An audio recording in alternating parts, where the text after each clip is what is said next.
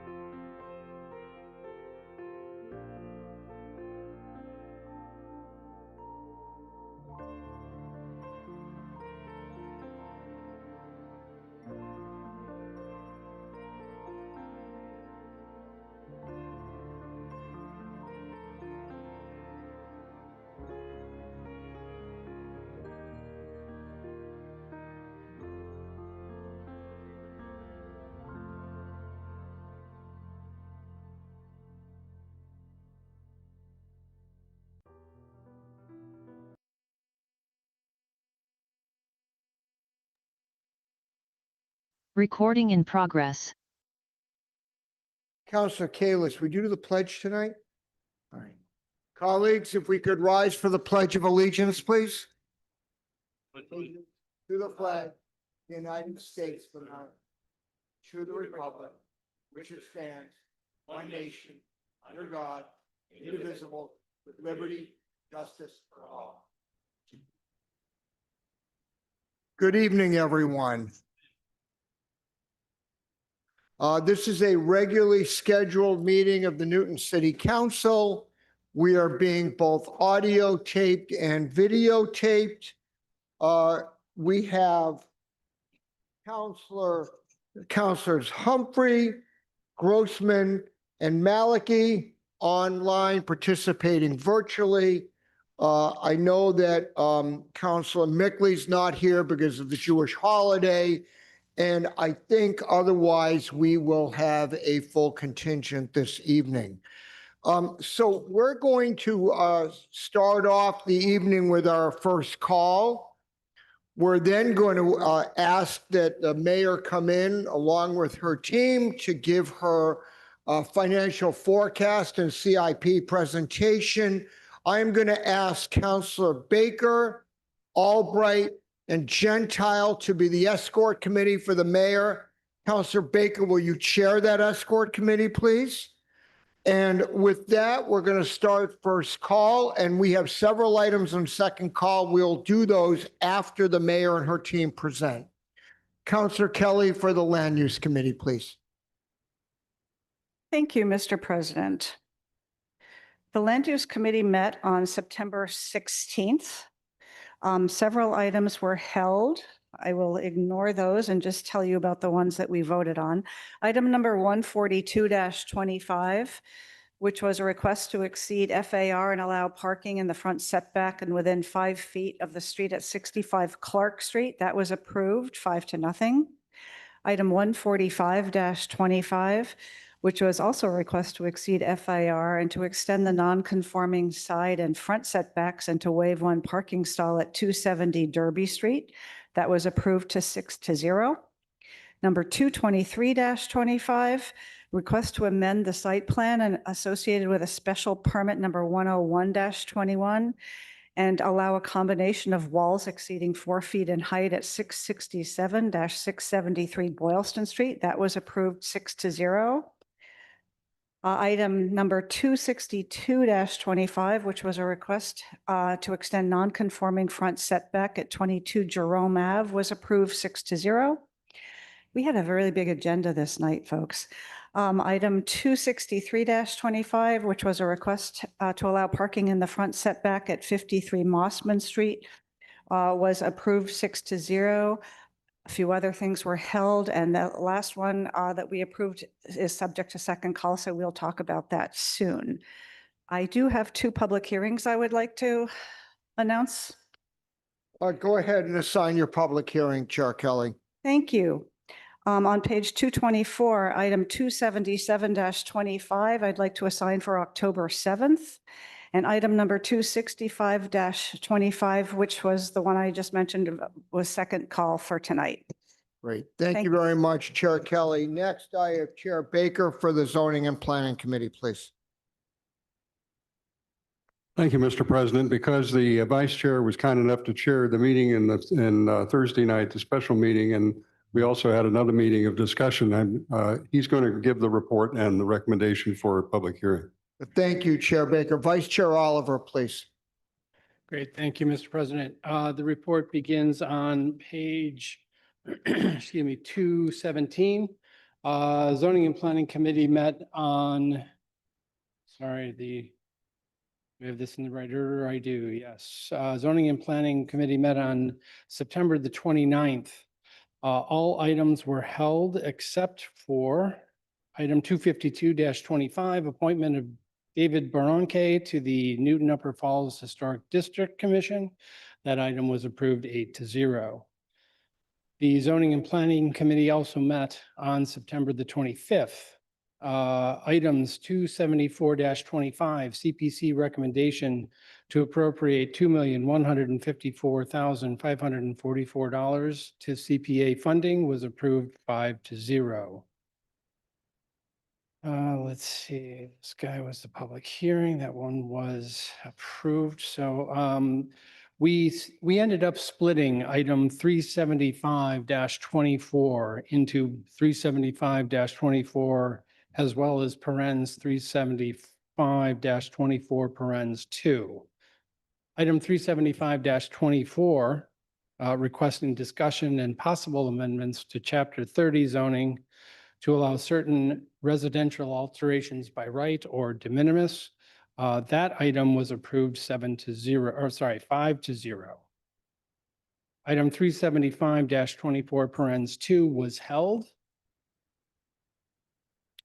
We had several appointments.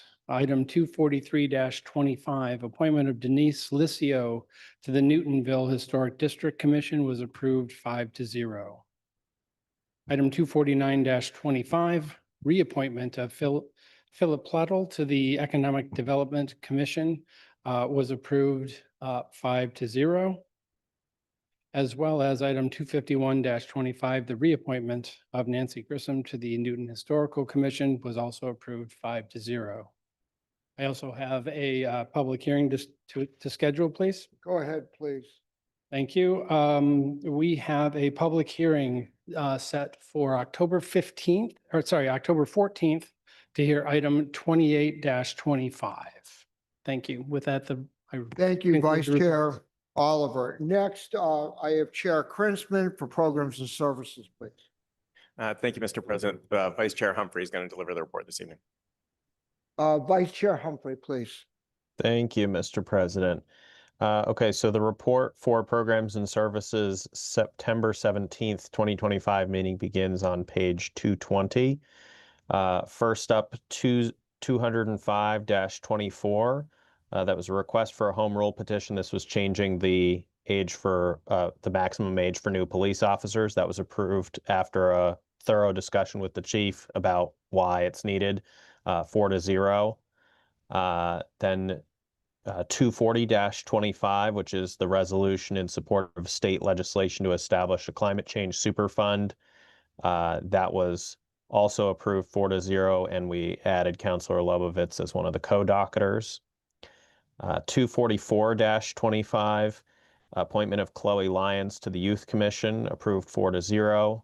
245-25, appointment of Hana Futai to the Youth Commission, approved 4-0. 246-25, appointment of Simba Makura to the Newton Youth Commission, approved 4-0. 247-25, appointment of Gazia Manassian to the Youth Commission, approved 4-0, and the other items were held. Thank you. Thank you, Vice Chair Humphrey. Next, for Public Safety and Transportation, Chair Grossman. Thank you, Mr. President. There's no report this evening, and I will be joining you in person a little bit later. I just had a family childcare conflict tonight, and we'll be in person with you all as soon as I can. Thank you. We're glad to see you at least virtually. Thank you. Next, I have Public Facilities, Chair Albright, please. Thank you, Mr. President. I was not able to be at the meeting, and the report should be ably given by a senior member of the committee, Councilor Danberg. All right, Councilor Danberg, would you give the report, please? Thank you, Chair Albright. Thank you, Mr. President. We have two items. The committee met on September 17th. There were two items discussed. Number 230-25, a discussion with Green Newton and the sustainability team regarding networked geothermal near the Countryside School. Public Facilities voted no action necessary on that, 5-0, with Councilor Leary not voting. And item number 256-25, which was the appropriation of $152,255 for an LED lighting project at the new Newton Education Center. PF approved that 5-0, with Councilor Kelly not voting. And that concludes the report. Thank you. Thank you, Councilor Danberg. Next, Councilor Gentile for Finance, please. No report, Mr. President. Thank you, Chair Gentile. And finally, Chair Danberg, we get you again for real property reuse. Yes, the one item that was that we took up at the meeting on Thursday, September 18th, item number 36-24, reuse of a parcel of land on Grove Street and Hancock Street, I believe is on. That is on second call. Yes, so we'll speak later at when it comes up. Thank you, Chair Danberg. With that, Ms. Flynn, will you call the roll, please? Councilor Albright, Aye. Councilor Baker, Aye. Councilor Bigsby, Aye. Councilor Block, Aye. Councilor Danberg, Aye. Councilor Downs, Aye. Councilor Farrell, Aye.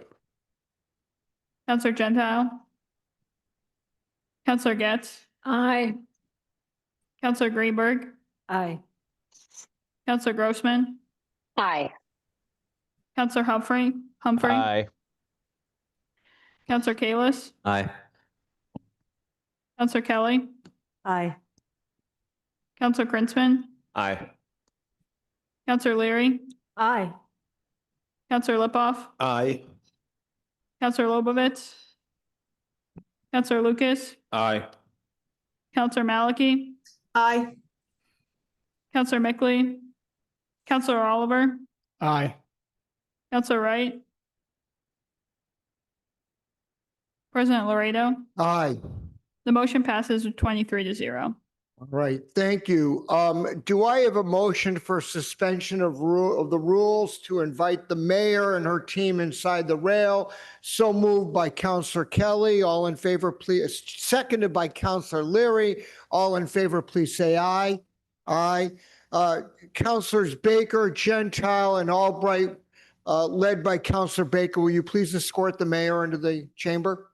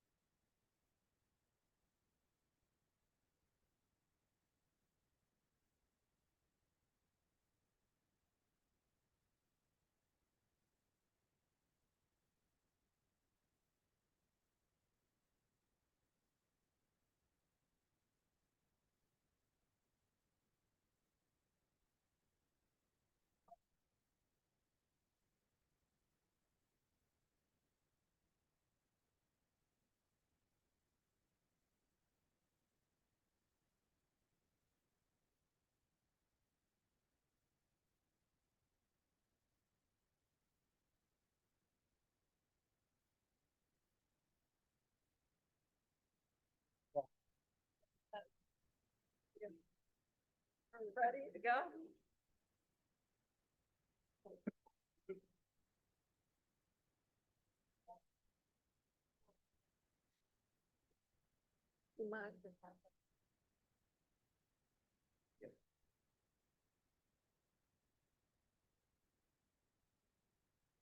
Hi, everybody. How we doing? Was everybody up late watching the Patriots last night? So our eyes are a little sleepy today. Well, if you nod off while me and Maureen and Jonathan are speaking because of that, we do understand. It is great to be here. Thank you for inviting us to formally deliver our long-range financial plan, the 5-year forecast, and the CIP. It's kind of a strange night in the sense that we're going to lay out some ideas and then we leave it to all of you and your good deliberations in the months ahead. The future city council and the future mayor. And I know all of this will get deep consideration as it always does, but with some fresh eyes. And I'm very confident the city will be in good hands. Cassidy, let's go to the next slide. I'm going to speak very briefly. Maureen, importantly, is going to go into great detail about some of the numbers here. And then Jonathan will wrap us up by looking at lots of the infrastructure. And with your permission, Mr. President, I might come back very briefly at the end. You'll understand why. We are living in very strange times. We're delivering both a 5-year and 10-year perspective on the health and financial future of the city. When you literally have to check almost twice a day to see what's happening in the world. Moody's last rated us all of 9 months ago in January 2025, and it feels like a lifetime ago. You know, we again earned the highest marks they give, a AAA. That in January, they were talking about our strong and diverse economy in a strong and diverse Greater Boston metro area. They talked about our high resident income.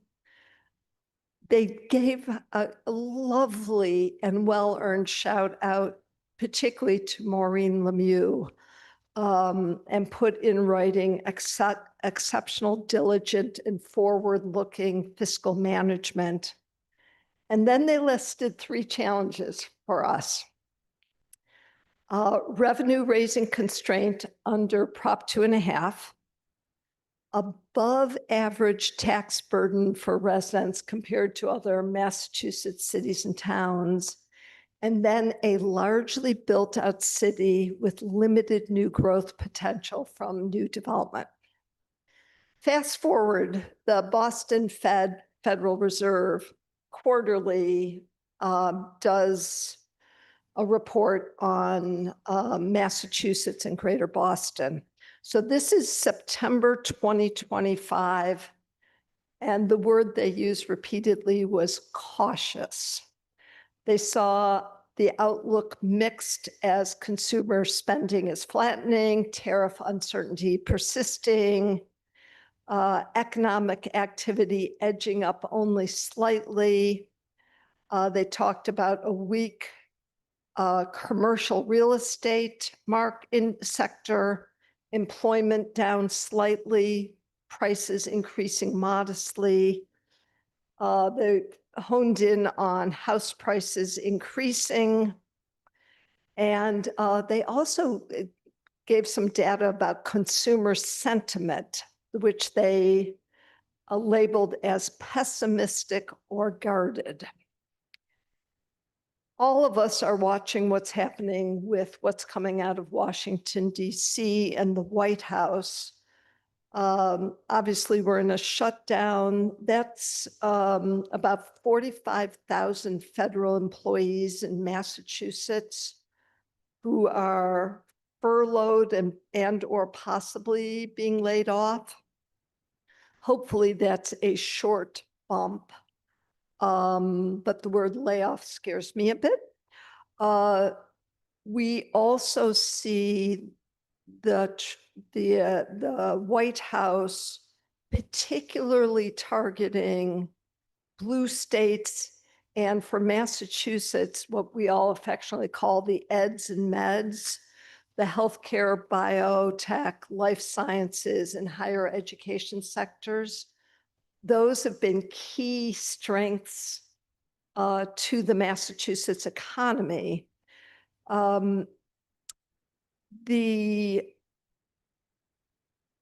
part of this also is that 25% of the state budget, or $22 billion, comes from the feds. There's deep concern, particularly about healthcare related items, but there's more. Massachusetts, as a result of all of these factors, does have challenges. Cost of living is high. We're seeing housing, energy, and health insurance as notable factors. Our transportation infrastructure is challenged. The state is experiencing weaker job growth than other parts of the country, slower population growth, and sustained outmigration of young adults and high-income residents. This perfect storm for Massachusetts cities and towns, both the Mass Municipal Association, the MMA, and the MAPC, the Metropolitan Area Planning Committee, have actually, they're working with two different universities, and they're each coming out with reports on what cities and towns across Massachusetts are facing. And they are talking about state aid shrinking in terms of real dollars, inflation adjusted dollars, the expense side not being able to keep up with the rising costs, and the cap, the Prop 2.5 cap on top of that. So that's our financial landscape writ large. Cassidy will go on to the next one. This is old news to all of you. You understand this deeply. Here in Newton, we are essentially a fully built out city. So we redevelop for the most part, but there's not vacant new raw land. And we're capped by Prop 2.5 and new growth. Maureen will talk about this in more detail. But property taxes account for 83% of our revenues, and we can simply, it's stable. That's the good news. The problem is it grows modestly.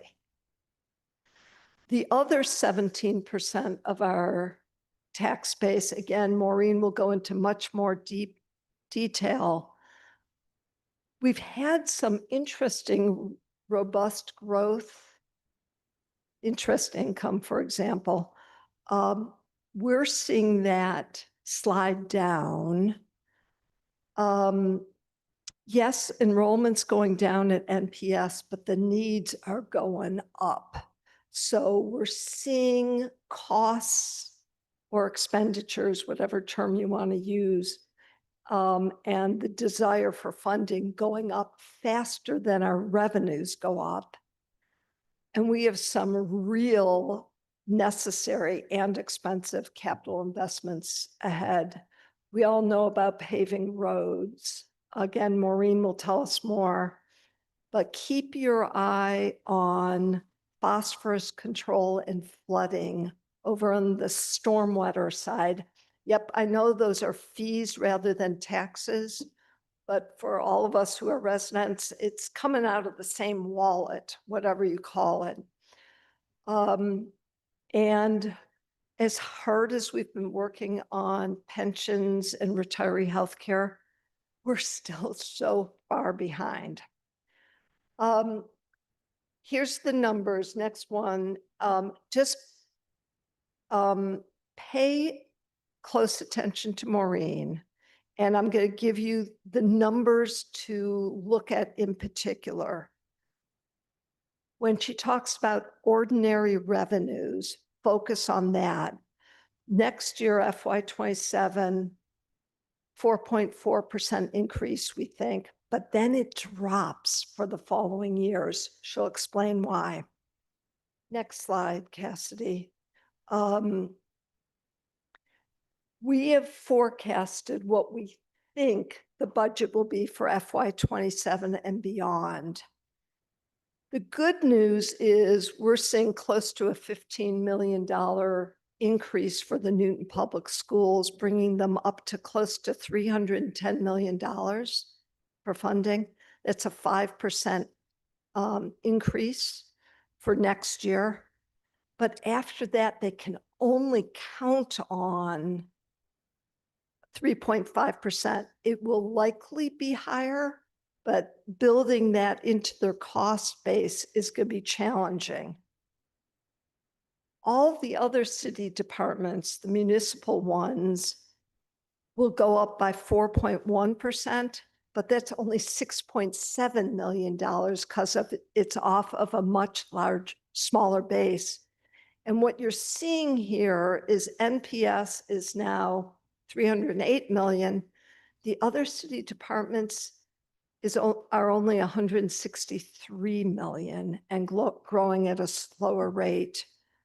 So it's challenging.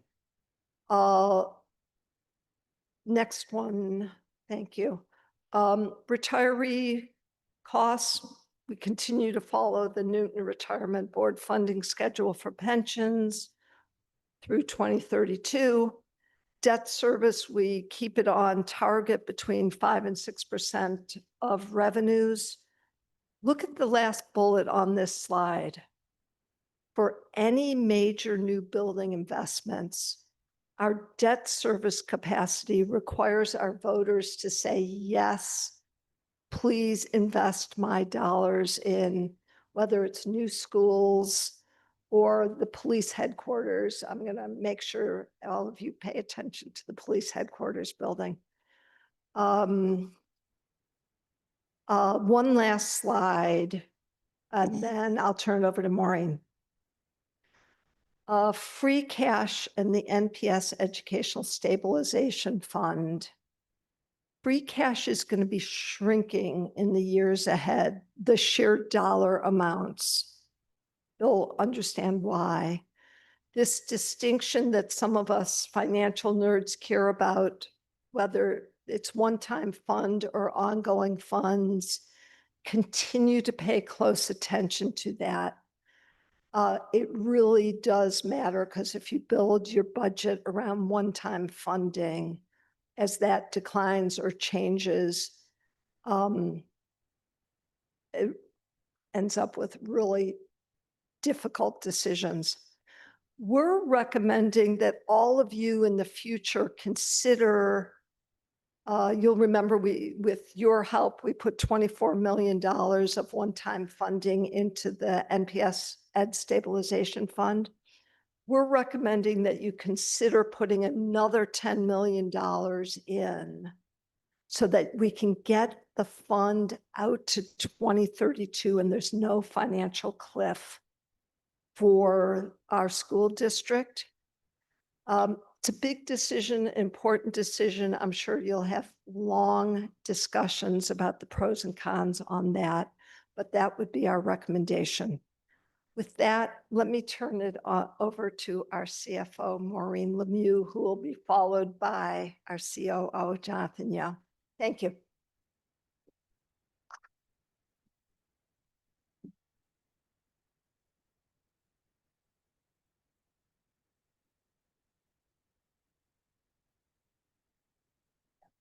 Okay. I'm gonna watch.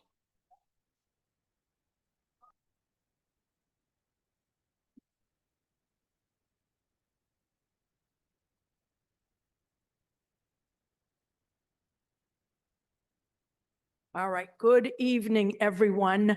I am going to try to move quickly through my slides. We understand that you have, I believe, 3 items on second call tonight. So we will try to move this along. There is, we thought long and hard about how we were going to put this presentation together.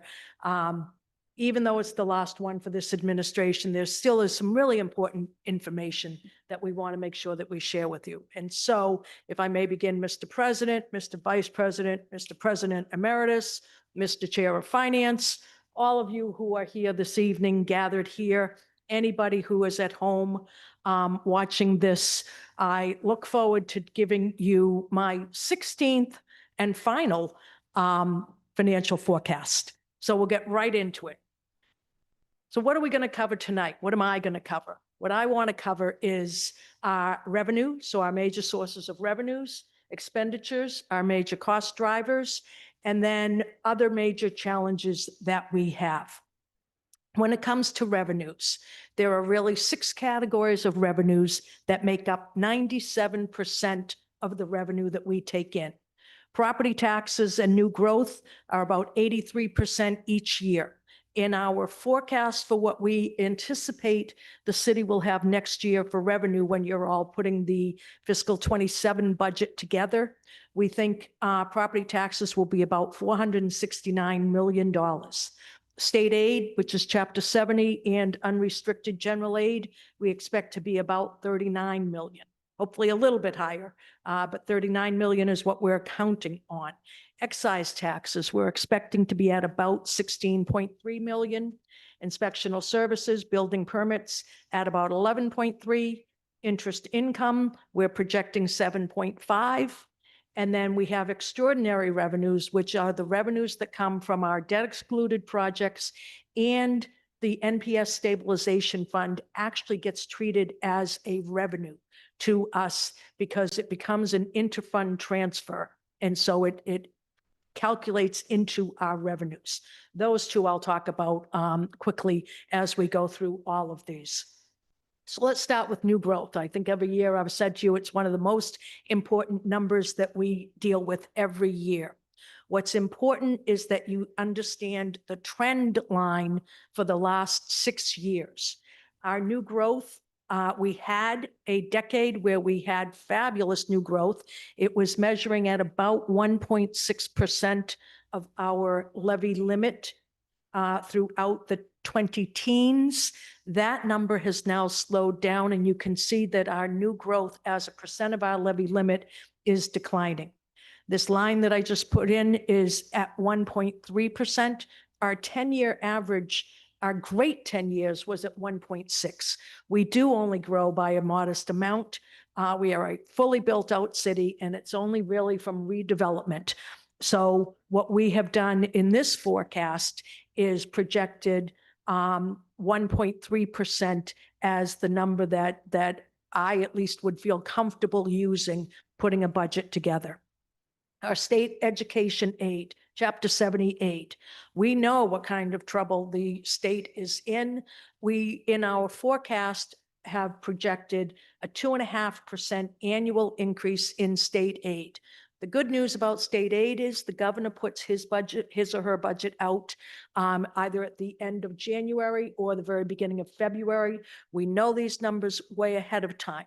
Unfortunately, the legislature never manages to have finalized their budget by the time we're finalizing ours. So there very often are changes that happen in committee of conference. However, at least we know what the governor is proposing when we're doing our budget.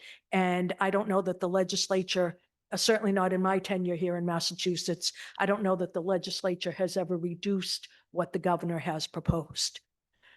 Motor vehicle excise taxes. Motor vehicle excise taxes from 2017 to 2023 was about $14 million. It was a fairly stable tax. However, in the last couple of years, we have seen that number increase. We are expecting that fiscal 26 will again be a good number. We won't know that until February. We only get the first commitment of the excise bills comes in, it comes from the state, it comes in mid-January to us. So it's really that first commitment is when we compare that number to what we've done over the past several years. We'll have a much better sense come mid to late January what excise tax will look like. But right now, we think that it is going to pretty much remain at the level of the last couple of years. And so in the forecast, we're using 16.3 million. The reason that I've kept it as a flat line is because you can see from 17 to 23, it was virtually flat. It takes a while for people to buy new cars and for the increased value of the cars to really all kick in.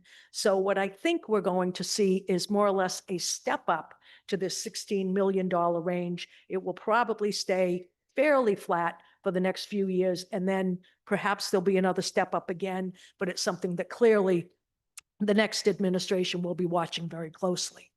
Inspectional services and building permits. You can see the dark lines are all the actuals that we have had. We have had some very good years in the last 3 years, higher building permit revenues than we have ever had before. We are still this year seeing, and so the yellow line in all of these is what we budgeted. The light blue line is where I would project our forecast to be right now for fiscal 26. And then the green lines are what we have put together as a projection for you for where we think these numbers are going. Our revenue, our building permit revenue has stayed strong. In the first 3 months of this year, it has been very strong. However, what we have seen is a real decline in the numbers of permits that are being pulled.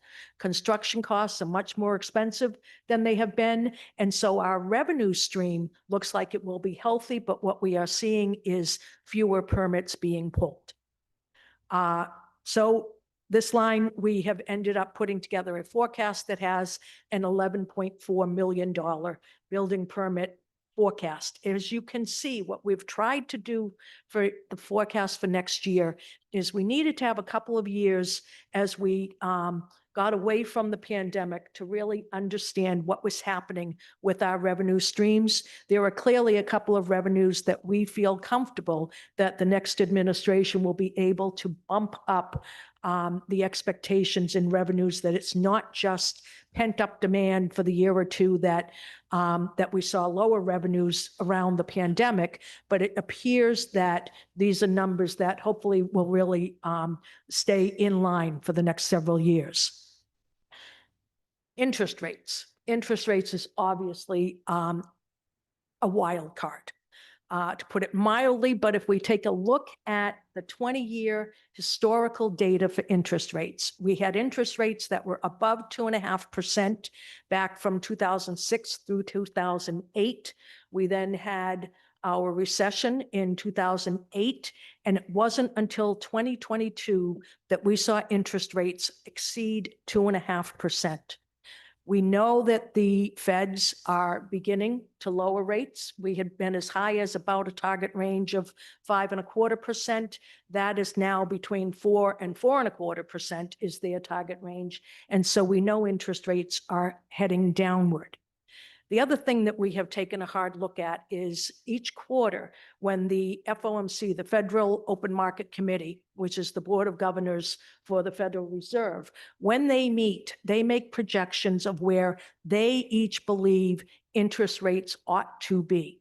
What you can see with these red circles is time moves to the right of this graph, if you will, and lower interest rates are at the top. For 2027, which is what this forecast is for 27 through 31, the majority of the governors of the Fed board believe, 12 of them, as a matter of fact, believe that the target rate should be between 2.63 and about 3.2. That's an incredibly important number to us. And for the longer run, there are 13 of them who believe that the rate should be from 2.63 again to that 3.2. This is data that we look at very carefully. What does it mean? It means that when we take a look at the city of Newton, we have about $300 million on an average daily balance that's able to earn substantial interest rates. This forecast says that if that 300 million earns about 2.5%, that might be a safe place to budget. The hope would be that interest will always come in being a little bit higher than what the budget is. That you don't want any of these numbers to come in with us not meeting our revenue target. We have to be conservative, but yet, as I said in this forecast, we've tried to really push these numbers as hard as we could. So for interest income, we're projecting about $7.5 million or 2.5%. What does all this mean when it comes to our revenues? Total revenue for fiscal 27, when you take all of these into account, I am projecting right now that our revenue for fiscal 27 would increase by about 4.7%. For the years after that, about 3.8, 3.5, 3.3, and 3.3. But that's not the whole story. The important part of the story is that we are in the process of building out 2 very large debt excluded projects. And so Franklin and Countryside, we are selling the bonds. Those bonds, as we sell them over the next year or 2, we have a corresponding to the penny increase in revenues that will correspond to the debt service associated with it.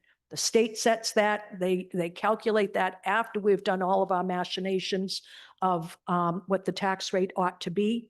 We have no control, but it's penny for penny. Whatever we're spending on debt service that year is what the revenue will be. And so it actually causes our total revenue to appear to be going up by more than it really is, because every penny of that is already spoken for. In reality, our ordinary revenue growth for next year will be just under 4.4% or something fairly close to that. The following 4 years, it's more in the order of 3.4%. Those are incredibly important numbers. I'll come back to them again in a couple of minutes. So what are our major cost drivers? Well, we have an iceberg straight ahead. Over the years, I have had icebergs. I try to always make this a little bit more interesting than just putting a bunch of numbers up here. It's late, and I know that for some people, people's eyes just glaze over when they look at these presentations, but we have icebergs straight ahead.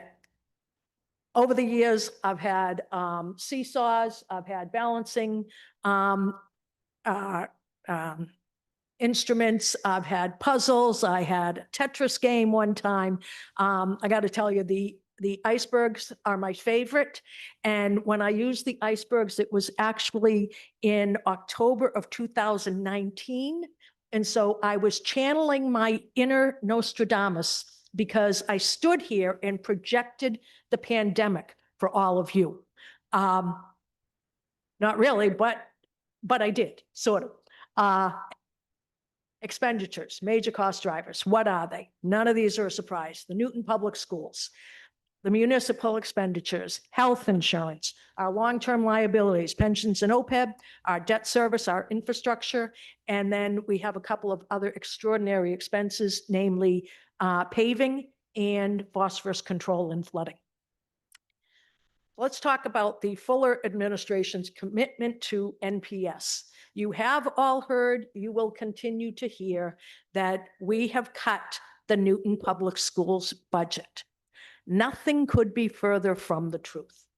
Over the past 8 years, the Newton Public Schools budget has increased by $75 million a year.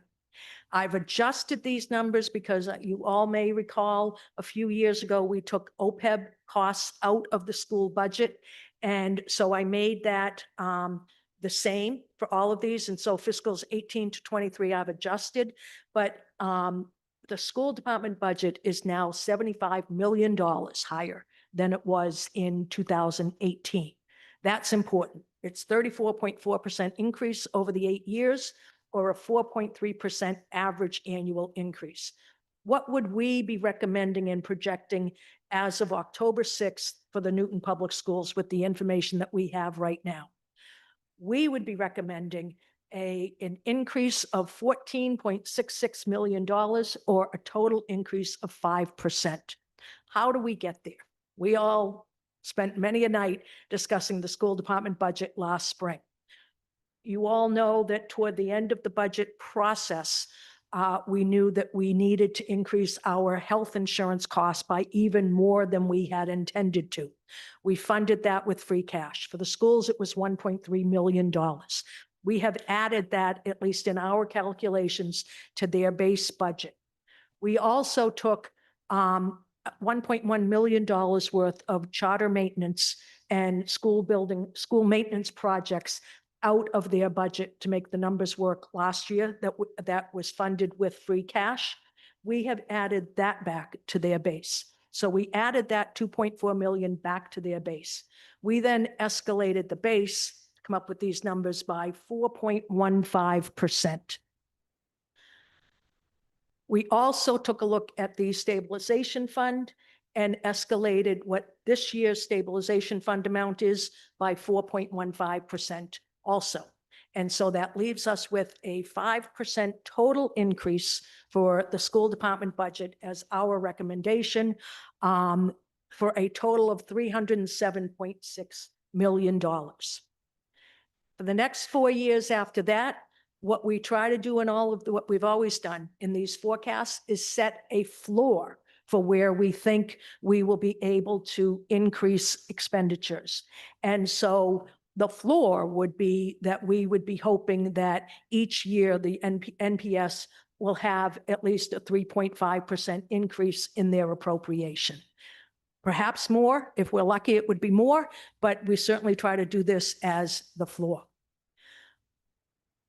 Another key issue in this forecast, the mayor mentioned, we are recommending, free cash was certified, by the way, on either Thursday or Friday of last week. It was certified at just a little over $22 million.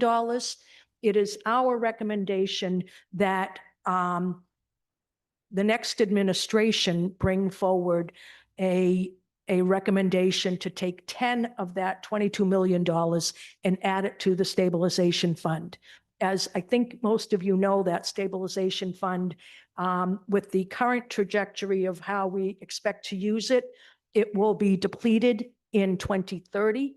We will not, if we stay on the schedule that the Newton Retirement Board has set out, we will have paid our pensions off by 2032. If we don't do anything with the stabilization fund, the schools will have a financial cliff in 2030. And so our recommendation is that you take 10 million of the free cash, that you put it into the stabilization fund. It has a few years where it's able to earn interest. And then you can see where we would be able to appropriate funding from that fund through 2032, escalating it at the same amount that the school budget would be increasing. Last spring, when NPS put together their budget, they did a multi-year forecast that showed that they would have a gap by 2030 of $22 million. When we add in the 1.3 million that was not part of their original numbers, that gap in actuality grows to about 24 million by fiscal 30. If the city moves forward with the recommendations that we have here, for a 5% increase in fiscal 27 and then utilization of the stabilization fund, I believe that that 2030 gap could be reduced from 24 million to 14 million, with all other numbers being equal. Now, clearly, we can't have a $14 million gap either, but with all other numbers being equal. And so putting that 10 million in the stabilization fund now is dramatic, and adding 2.4 million to their base is also dramatic. And it makes a big difference as we go out over the next couple of years. The municipal departments, what we did is, as we put this forecast together, we added, the municipal side had the same health insurance issue.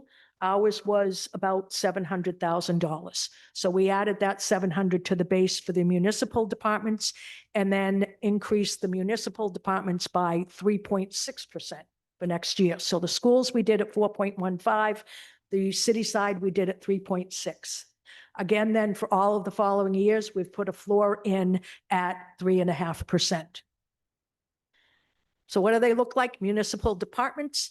If everything were perfect and we put together a budget next year and everybody adopted it and we were all happy, the city departments would increase by about 6.68 million or 4.09%. The schools would increase by 14.66 million or 5% for next year. Both sides would increase at 3.5% then for the rest of the years in the forecast.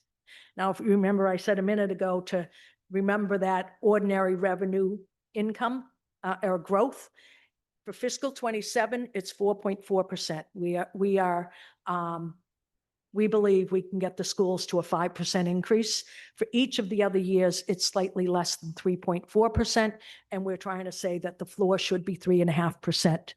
We always have a gap. I always try to be conservative with the forecast when we're talking about 5 years from now. We always try to be aggressive with what it is that we can promise as a floor to both the city departments and the school department so that they can make plans. Many of the different things that both sides of the house do require a lot more than 6 months or even a year of planning. And so we try to make sure that people understand what they could at least count on for a floor. Health insurance. We just received the quotes for our Medicare insurance that goes into effect on January 1st in 2026. We have about 2,500 retirees who are on Medicare. The quotes have gone up by more than 20%. It's a huge increase. Our active plans, you all remember from last spring, ended up going up by 12.2%. We are in a period where health insurance costs are just skyrocketing. We haven't seen anything like this since about 2005 when the market went crazy back then. For most of the 20 years, it's been somewhat reasonable, the increases, but we are certainly competing with the increases that we had back in 2005. Pensions and OPEB. Pensions, our unfunded liability is $278 million. We are 67.81% funded as of January 1st of 2025. We will again get numbers effective January 1st of 2026, but we typically don't see those until probably the April timeframe. So right now we are 67.8% funded. Our OPEB liability, which in our book, in the forecast, we have all kinds, we've detailed how we have lowered our OPEB liability down to the $465 million. We actually have taken different actions where we shaved almost $200 million off of that liability in the last couple of years. At 465, though, it is only 7.6% funded. This is last year's chart. We didn't have enough data to put a chart together reflecting our 2025 numbers. But as of last year, the city of Newton ranked 89th out of the 105 pension plans within the Commonwealth of Massachusetts, 89th worst when it comes to having our pension plan funded. So it's clearly something we need to keep our eyes on. And this, I always love this slide because it compares how much we are taking in as a city versus how much we're paying out in pensions. It wasn't until 2022 that we finally hit a point where we were putting more money into the fund than we were taking out. And so climbing out of that hole of being only 50% funded was difficult for several years because we were still paying out more than we were taking in. We have now crossed that threshold, so at least we're putting more in than we're taking out. And so we're starting to see those percentages really start to creep up. Debt service and infrastructure. We are, as I mentioned a few minutes ago, we're in the process of doing lots of capital improvements. So projects that we are funding through the general fund, if you will, are the Cooper Center, Horace Mann, and Lincoln Elliott. We are still selling bonds for each of those. The debt excluded projects are Countryside and Franklin. And so I color coded those so you could see where we'll really be selling most of our bonds over the next couple of years. The gap. I think you all know we have a gap every year when I do these forecasts. I think it's appropriate. We, as I said, we try to be conservative with revenues at this point. We try to push what we can for expenditures and make sure that we're getting as much money out there to provide the services. And so at this point, at this time of year, I always have a gap. Now in April, when the budget comes to you, the $2 million gap that you would see right now will be gone. Obviously, we have to put together a budget that is balanced. And so we will need to either find additional revenues, places where we can inch our revenues up. We will also need to look at our expenditures. Hopefully, when we sell our bonds, we will either get a better rate than I projected, or we will get better premiums on our bonds than I ever carry in my projection at this point in time. Hopefully, we will also, when we really fine tune health insurance, knowing that Medicare is going up by 20% and understanding what our active plans have gone up by, as well as different changes that we're trying to make with Blue Cross. We talk to them all the time and we try to find different ways where we can reduce costs. Hopefully, our health insurance projections won't need to be quite as high as I have them right now. And so it's that shaving of whether it's debt or finding efficiencies in departments or perhaps not needing quite as much as I've forecasted for health insurance. It's all those different things that help us get to a point where we end up with a balanced budget come April. Our other extraordinary expenditures, roads, our paving program. We started the paving program in 2017, the aggressive program. Our plan at that point in time was to put $9.5 million each year to paving. We have done that over each of the years. However, we only have about $2.5 million in the budget. We receive about $2.5 million from the state in our Chapter 98. So we have almost $5 million worth of that $9.5 million that we've codified what the sources are, if you will. We still each year end up coming to you asking for free cash for presumably around $4.5 million. So we're not at a point where we have sustained our $9.5 million. The problem that we have with paving is in 2017, the actual cost for a square yard of paving was $30. By 2025, the number that we use for planning purposes is $90 a square yard. And so that is twice as much as, or 3 times, I guess, as much as what it was back in 2017 when we started this program. We know the biggest complaint, I think all of you get, the biggest complaint we hear in the mayor's office are the roads in the city. And we know how much paving we need to do. It's become incredibly expensive. Our PCIs have certainly been improving. The PCIs on our major roadways have significantly improved. However, we have many, many, many residential streets, and I think Jonathan is going to talk about how many we're paving this year, but many, many, many of our residential streets are in desperate need of being paved. The other extraordinary thing that we are dealing with is phosphorus control in the Charles River and then flooding throughout the community. I mentioned a year ago, I think you probably all are aware at this point that there are new EPA and DEP guidelines, not guidelines, requirements that came when we got our most recent stormwater permit. We are supposed to be spending about $142 million between now and 2028 on phosphorus control in the Charles River.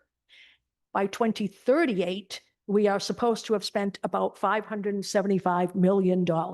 There is absolutely no way that the city can ever afford that. We can't afford it financially. We also can't afford to have so much of the city torn up well, all of those projects would be created. We're in the process. In fact, we're getting very close to being ready to submit an alternate funding schedule and an alternate plan to EPA and DEP. So there will certainly be more on that topic over the next several months.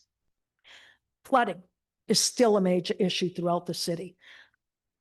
We have maps where we document different years when there has been flooding. We have circles there for everywhere that we know that they've had damages, where we have repetitive loss sites, where we have flood claims.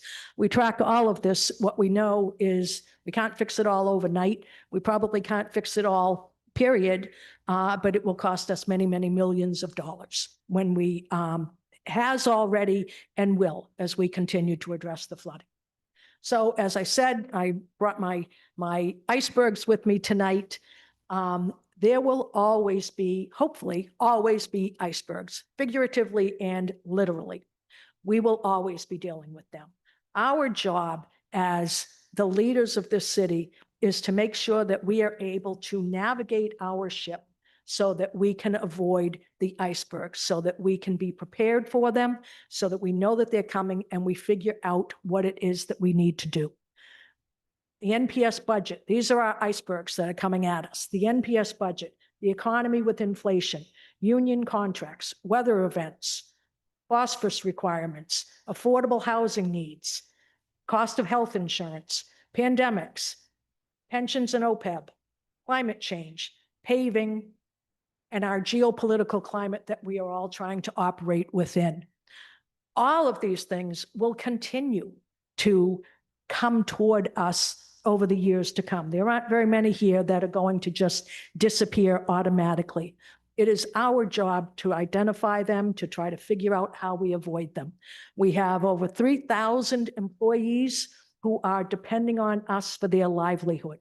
We have over 40,000 people who come into this city every day to work, whether it's for us or Boston College or Newton Wellesley Hospital or any of the smaller businesses that are located throughout the city.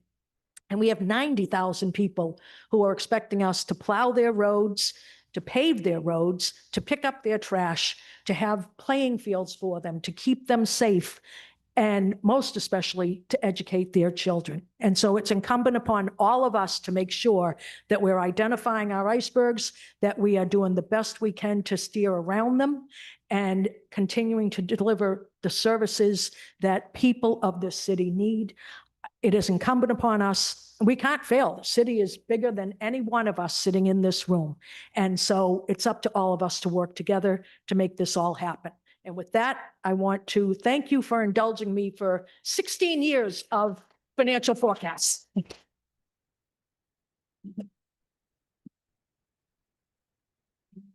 you. Thank you.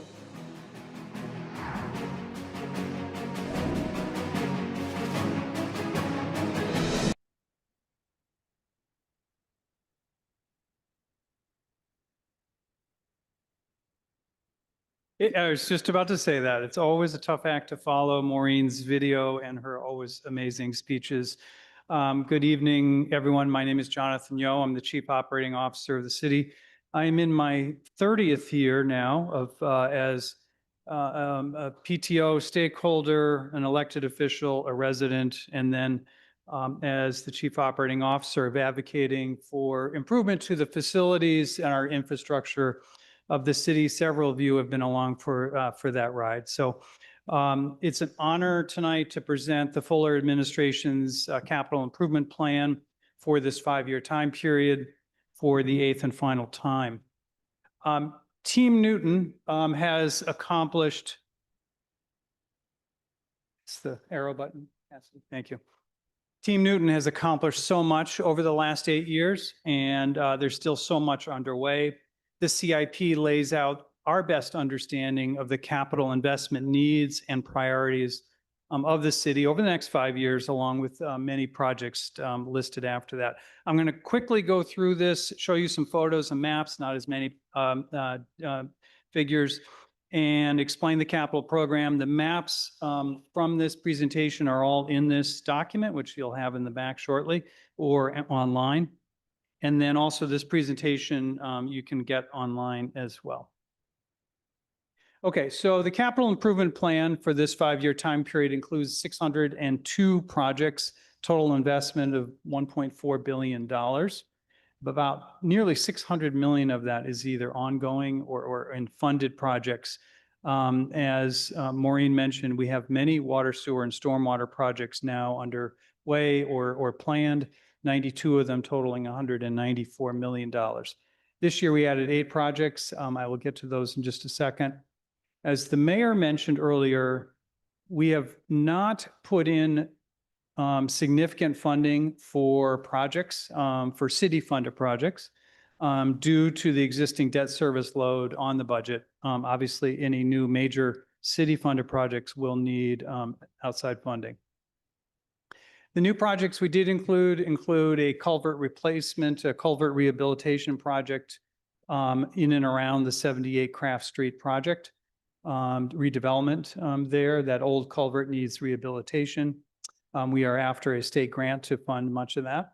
And then we have 7 different public safety related projects that are related to their radio systems and their technology to make sure that our fire and police department are up to date in terms of all their technology and are able to communicate with us and others. As I always mention each year, that funding sources for our CIP projects cover a wide range of sources, from city bonding to state grants, CPA, our water, sewer, stormwater funds, ARPA, free cash, other things. So many of the projects, just to remember, for everyone to remember, have multiple funding sources. These are the big 5 that over the next, I think it's 17, 18 months are going to be completed.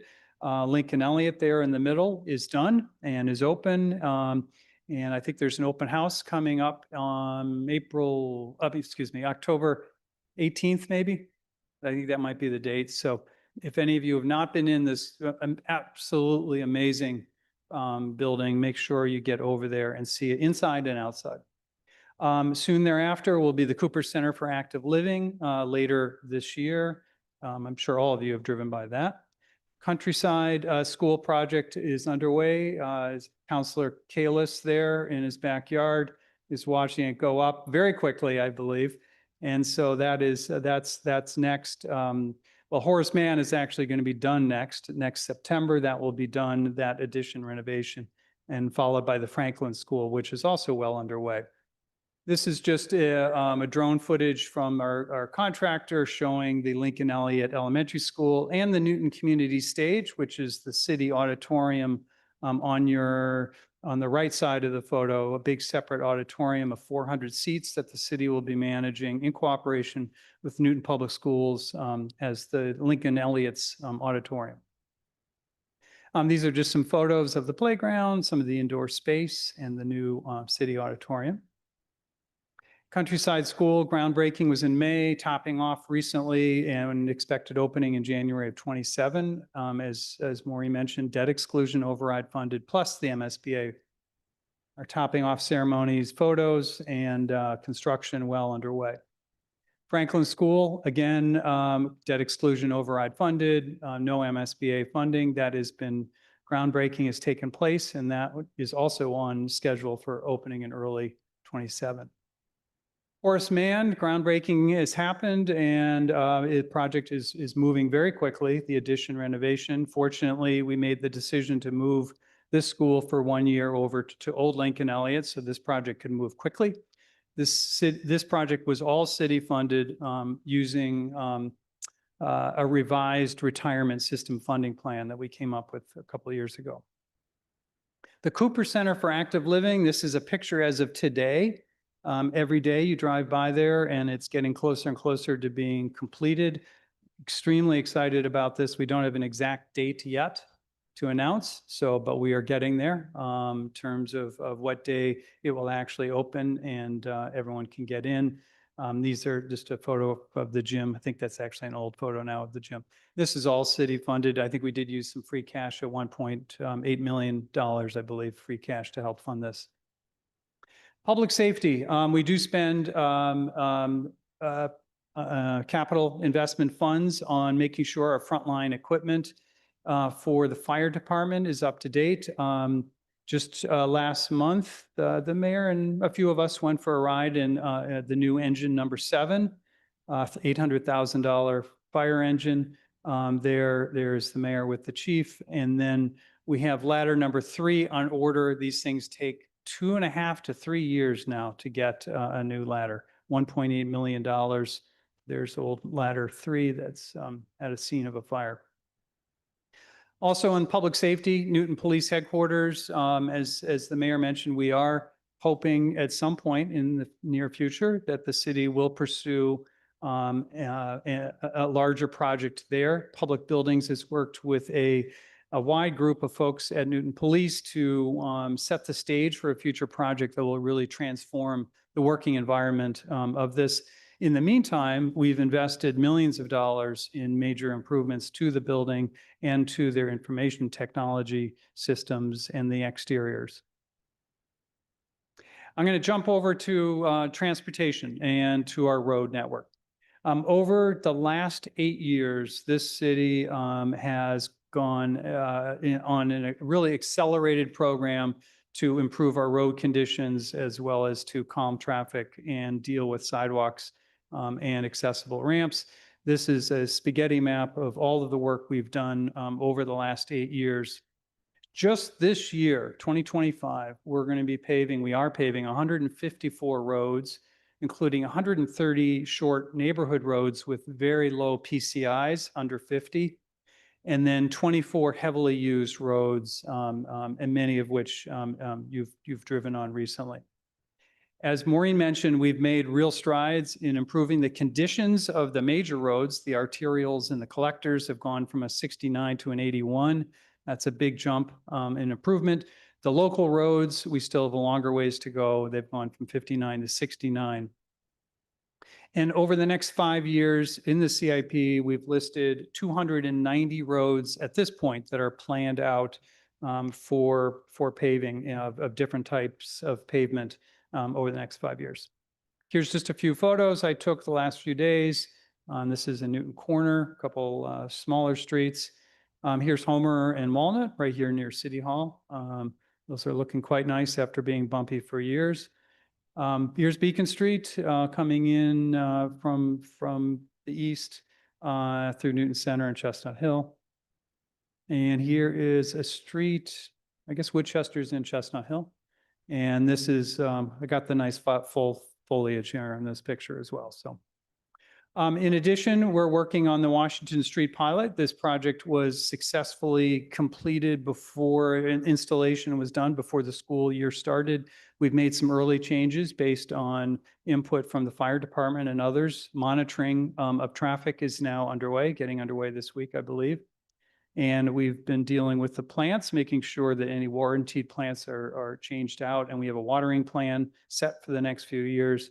And DPW has come up with a winter operations plan, how to manage this section of road. Here's some photos in the last few days. I think these kids were riding to Newtonville days, these two families. In addition, whereas many of you know, we're working on lots of different traffic calming projects that many of them have come through the city council for approval. Everything from larger speed tables to smaller bump outs and pretty much anything in between. I think we're now going to have over 54 total RRFBs that help pedestrians cross streets.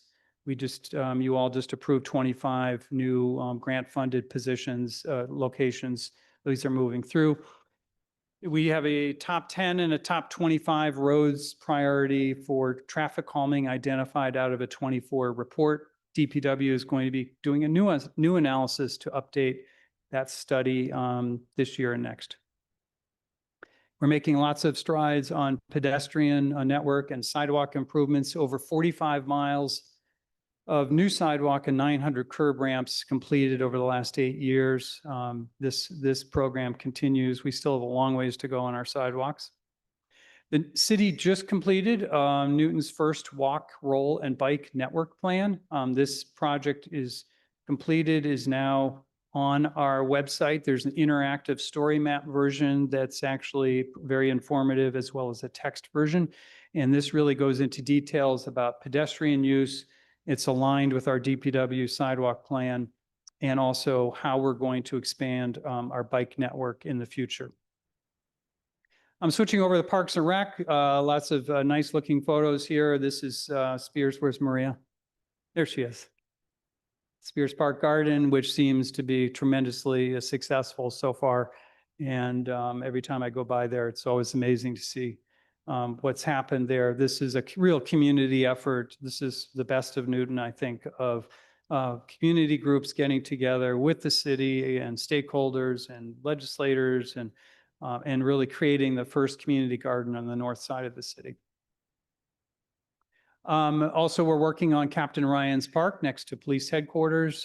This is this project of landscaping and pathway improvements and seeding will be done next spring.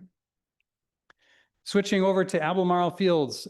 This is a picture as of today. The synthetic turf field will be opening, we think, later this week for Newton North and Community League play.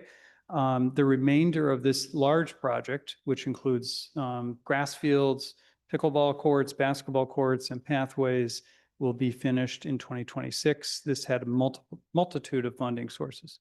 Here's just a quick photo. I think this is Louise, of looking at the underground stormwater basin underneath the synthetic turf field that we got a big state grant for, that is going to help mitigate flooding in this area and help us with phosphorus control. We're also working on the new Burr School athletic fields. The grass is still growing and hopefully will be established next year. The new pathways are going to be opened up. This is a very exciting transformation of this space and in this field. The Upper Falls Splash Park, I'm sure you've all been there by now, funded by Northland, opened in June, very successful. It does use a little bit of water, but I think it's well worth it in the end for the enjoyment of families and kids. Dogs. Where's Susan? There's Susan and the mayor. I wasn't going to say that. I wasn't going to out Callie, but that is Callie. She's looking very friendly there. We opened our 8th off-leash dog park this year. Very successful opening, a nice long space for dogs to run, and always obviously looking for additional sites in the future. Continuing with Parks and Rec, basketball and tennis court renovations. This is down at Oak Hill Park on the Memorial Playground area renovations. If any of you really want to dunk, Tariq's laughing. There's the short nets over there. You can get over there. Come on. Yeah. We've also done renovations to basketball and tennis courts, Newton Center and Stearns Park, Forte, Boyd Park. And also installed lots of, we have 67 play structures here in the city. This is the new playground at Lincoln Elliott, which is, all of you need to go and check this thing out. It's quite amazing. We're working right now on the new playground at Memorial Playground, Oak Hill Park. And then Josh is building additional playgrounds and new schools coming up. Urban forestry. We've made huge advances with street tree planting and management. Where's Julia? Oh, she's on Zoom. Hi, Julia. We've really turned around Newton's decline in street tree population that had been going on for many years. Over the last 8 years, we've planted over 6,300 trees with a net increase of over 1,300 trees. So this graph here shows the cumulative plantings over time. And we've also increased staffing for the program to help prune and water young trees, and helped the department with their backlog of equipment needs. So this program is moving us forward. We've already done a bunch of the highly impervious zones of the north side of the city, and now Mark Welsh is moving the program into other areas that need trees. So in cooperation with the Newton Tree Conservancy. Moving to conservation, Jennifer Steele and her team have been working in different conservation areas to improve public access. and in a sensible, environmentally sensitive way. This is Kessler Woods. For any of you who have not been down there, this project is over, I don't know, 15, 20 years in the making, if you really think about it. Where's your sister? This new trail really goes through both wetland, over boardwalks, over to LaGrange. You can actually get into Boston over this direction. So it's pretty neat. Sustainability, solar installations. Many of you have seen some of the latest installations of the Phase 3 and the Phase 4 projects. Education Center parking lot. Here's the roof at Mason Rice, Brown and Oak Hill parking lot. These all are going to be turned on very soon and generating electricity and helping us in Newton Public Schools save money. This is the roof at Lincoln Elliott, quite a dramatic scene of those solar panels. We're really going to be generating up to nearly 40% of the city's electricity use by the time all of these projects are completed. We're also moving forward on EV chargers, expanding the EV charger fleet in existing locations. The federal government obviously is not into this anymore. Eversource is tapped out of funds, so we're going to be using state EV funds to move forward with new expanded locations, not new ones, but expanding locations in school and municipal parking lots. Moving over to water, sewer, stormwater. Lots of big investments here underway and in the future. On the water side, the drinking water side, we are investing $5 million a year in water main replacement. We have 40 streets planned out over the next 5 years. A big project going on soon on Ward Street. We finished the system-wide lead and copper inventory as required by the EPA. It's all online. We only found 8 service lines, and this city is very lucky, well, partly due to hard work years ago. This city is very lucky not to have a significant problem with lead service lines. Those have all now been replaced. So at this point, we are in extremely good shape in terms of this rule. Sewer system. We are continuing to move ahead with our infiltration and inflow program to reduce how much clean water, groundwater and surface water is getting into our sewers, and then we're having to pay MWRA to treat out at Deer Island. We have a bunch of projects going on this year. We just completed Project Area 9, Phase 1 in Upper Falls and Waban, and we're starting a bunch of work at Oak Hill Park both replacing sewers and then relining some sewers. We're also working to fix all of our pump stations that needed significant amount of upgrades. The water meter replacement program, everyone's favorite project, is coming to an end. We're at 96% complete. We're down to the final residential and commercial meters. We expect to complete this early next year. Some service line replacements will be needed in order to get the new meters on. So there'll be always a handful that we're still working on, but this program is nearly complete. Stormwater. Not going to get into details of phosphorus control and all those things that Maureen mentioned, but we are continuing to track all of the private and public development that's happening here in the city to make sure that we're getting credit with the federal government for all of the impact of the stormwater ordinance that all of you passed. And we're getting credit for all of that work. I think, Julia, this might be one of your photos from Border Street.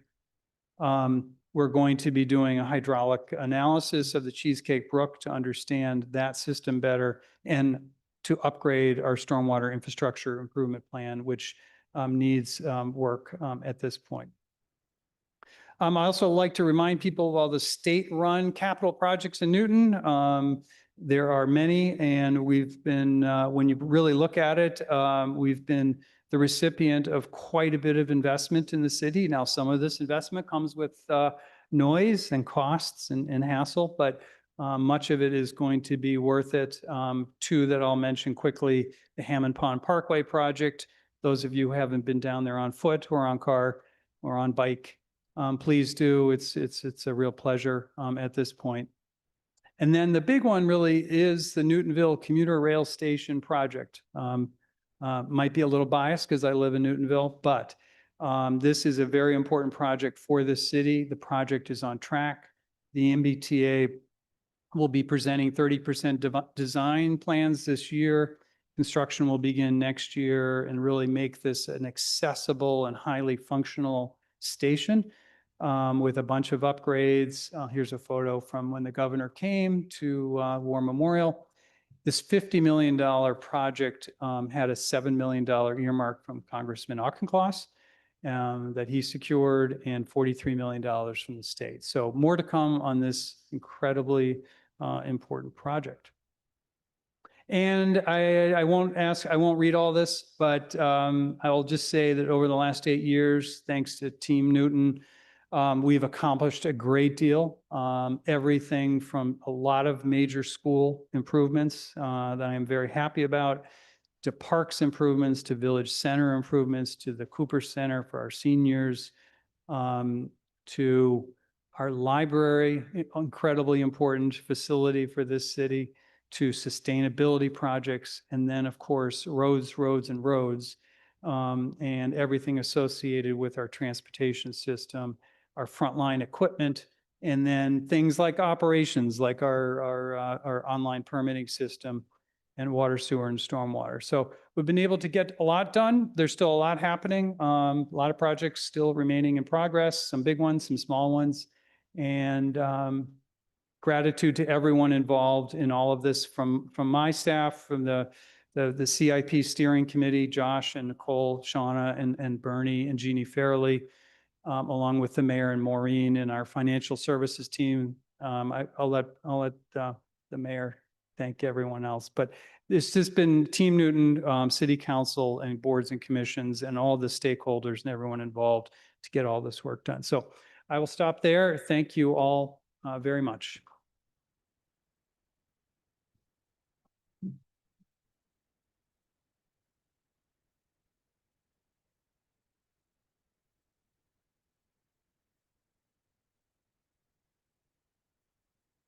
I have to end with thank yous.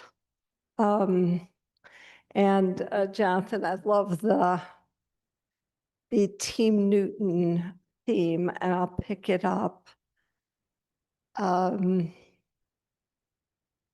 We've gotten a lot of good work done in really complicated times. Here, I want to start with the City Council. To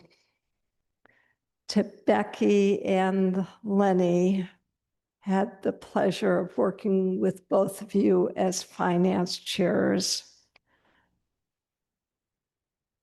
To Susan and Rick, to Mark and David, the leadership that you've shown.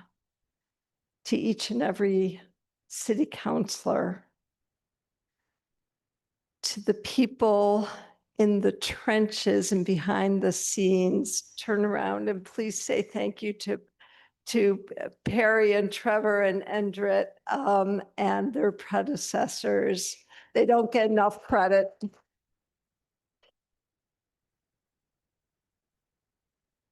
Every single department head has to both create a budget and then to manage it every single year, and it's hard.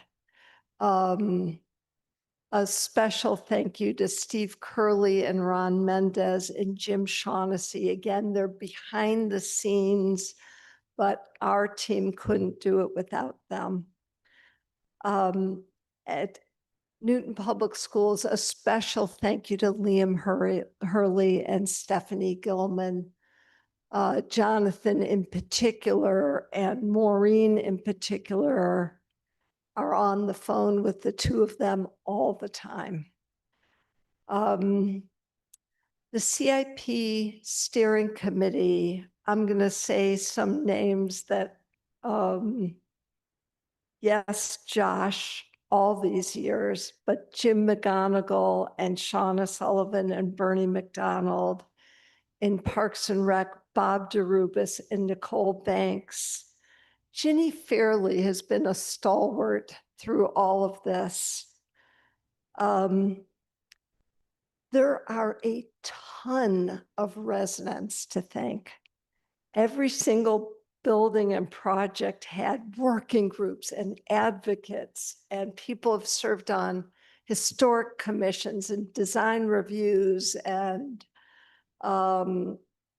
Safe Routes to School or TAG or Bike Newton, you name it, they all have converged.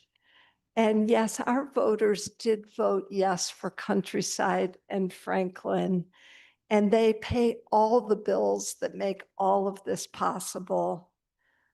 I thank them, but I especially want to thank Jonathan and Maureen.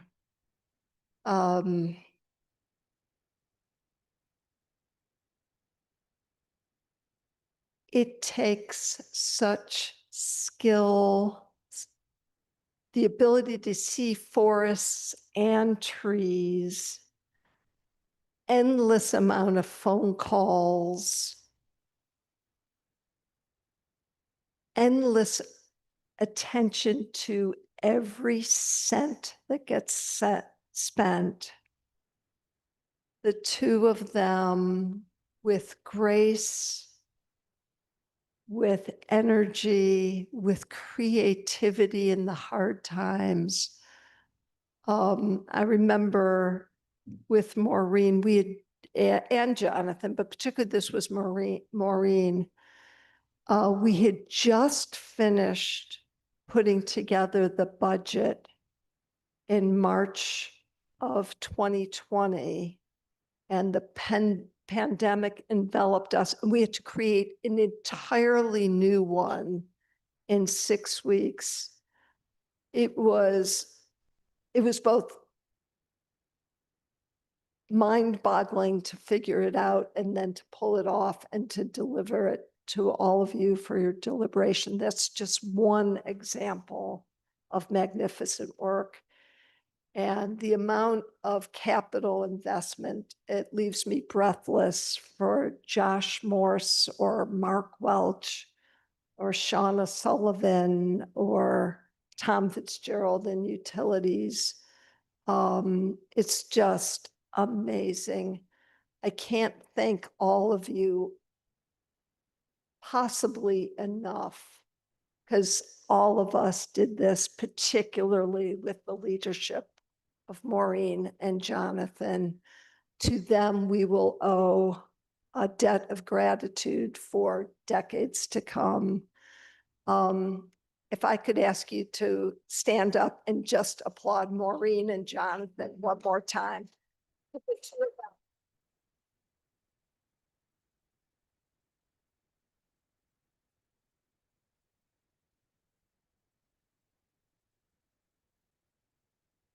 Thank you. It's been an honor and a privilege to work with all of you.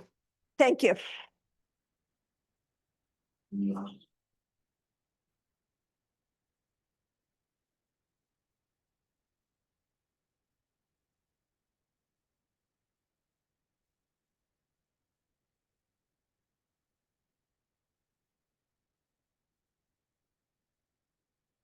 If the escort committee will escort the mayor and her team out of the chamber, we're going to take a recess for 2 minutes, maybe 3.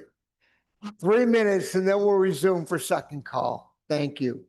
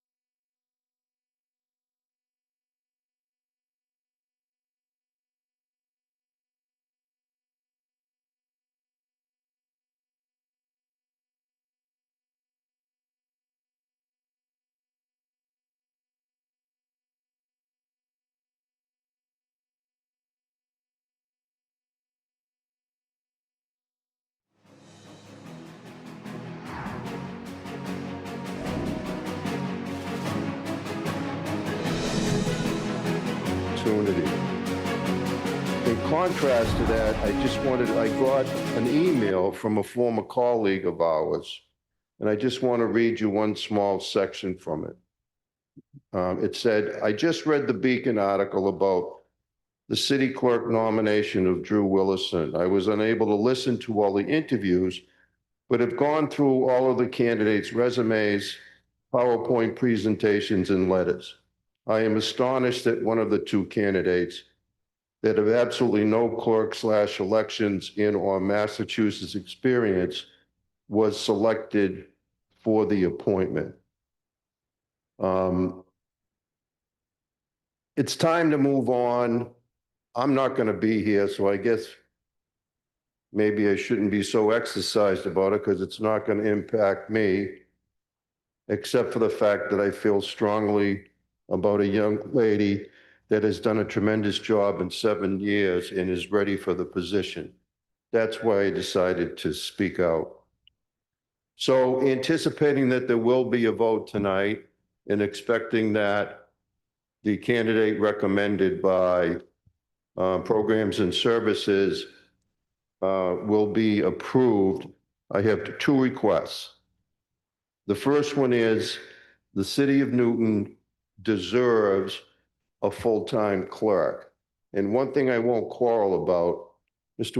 Willison's resume is undoubtedly impressive with a lot of pretty impressive accomplishments and positions. Councilor Gentile, do you need another 2 minutes? 1 minute, no, 1 All right, minute. All in favor of a minute for Councilor Gentile, please say aye. Aye. Go ahead, please.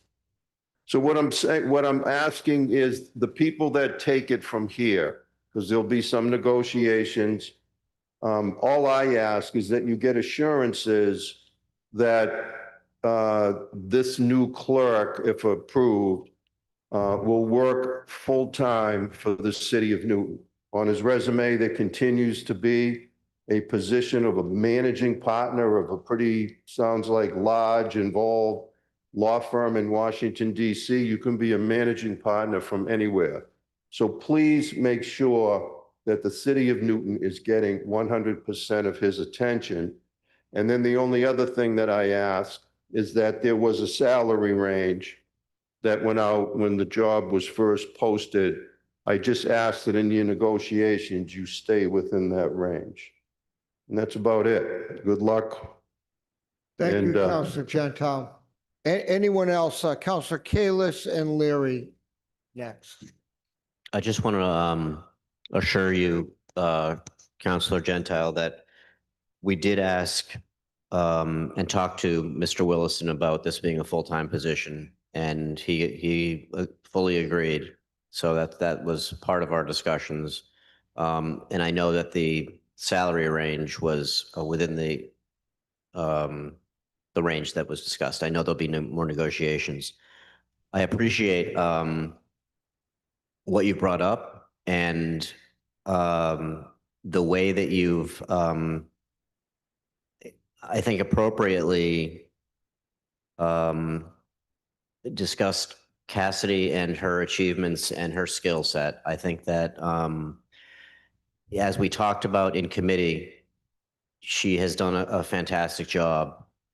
We want to absolutely keep her and continue to have her grow. And but at this time, I think Mr. Willison was the pick. So thank you. Thank you, Councilor Kalis. Councilor Leary. Thank you, Mr. President. I do appreciate the extra time to sort of rethink this once Councilor Gentile had put it off, because it did give me more time to reflect. And I think we're very fortunate to have two very well qualified candidates to choose from. But I did want to reflect on Cassidy's experience within the city of Newton for the last 7+ years, her whole professional career in the city clerk's office. And she was supervised and trained by Carol Moore, a very competent and skilled administrator. And I know that she's in her second year of municipal clerk at the Municipal Clerk Institute in training, and she's committed to working on her skills and continuing to grow into the job. And she's also been holding our acting city clerk job for the last 5 months. And she's been employed in various capacities within the city of Newton since 2018. I mean, she knows the license, the permitting process. She knows the database, the election procedures. She's well aware of areas that we're looking to improve, particularly in transparency and efficiencies. The other candidate, Mr. Willison, is also a very impressive candidate with many years of experience in fundraising as an attorney, raising money for fish and wildlife, and as a aide to Harry Reid and the Sergeant of Arms in the U.S. Senate, all very impressive. He clearly understands budgets and the workings of complex organizations and with experience with legislative bodies. But still, he would have to be trained by Cassidy to do the job. And this is something that she has been doing already. So that has had time to reflect on that. And I'm not sure if that was fully considered. And so I will be supporting Cassidy. Thank you. Counselor Albright and Counselor Getz. I do want to agree with my colleagues who've talked about Cassidy's experience in the job. Mr. Willison's range of experience over the years is something that is sort of unprecedented for someone that's applying for this job. And I think everyone in the clerk's office could actually benefit from that range of experience. Cassidy has many years of experience as she's given us so far, and I hope she'll give us a bunch more. I think that Mr. Willison will add a lot to everyone's role in the clerk's office. And I just want to say one other thing about the reason for the turnover. There are lots of reasons why staff turns over. And one of them has to do with the salary range for the staff positions in the clerk's office. And I think for, I don't know, 4 years, 6 years, a long time, HR has said they're going to do a review of the clerk's office. And I don't think I don't think it's happened during your tenure these last 2 years. And it was supposed to happen maybe two years before that, and it still hasn't happened. And I hope whoever the next president is of this council to make sure that HR does a review of the salaries in the clerk's office, because I think if they're appropriate salaries, people will stick around.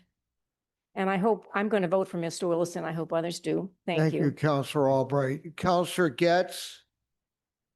Counselor Grossman after that. Okay, last week I went into the clerk's office to have a conversation with our acting clerk, Cassidy Flynn, because I wanted to hear her thoughts.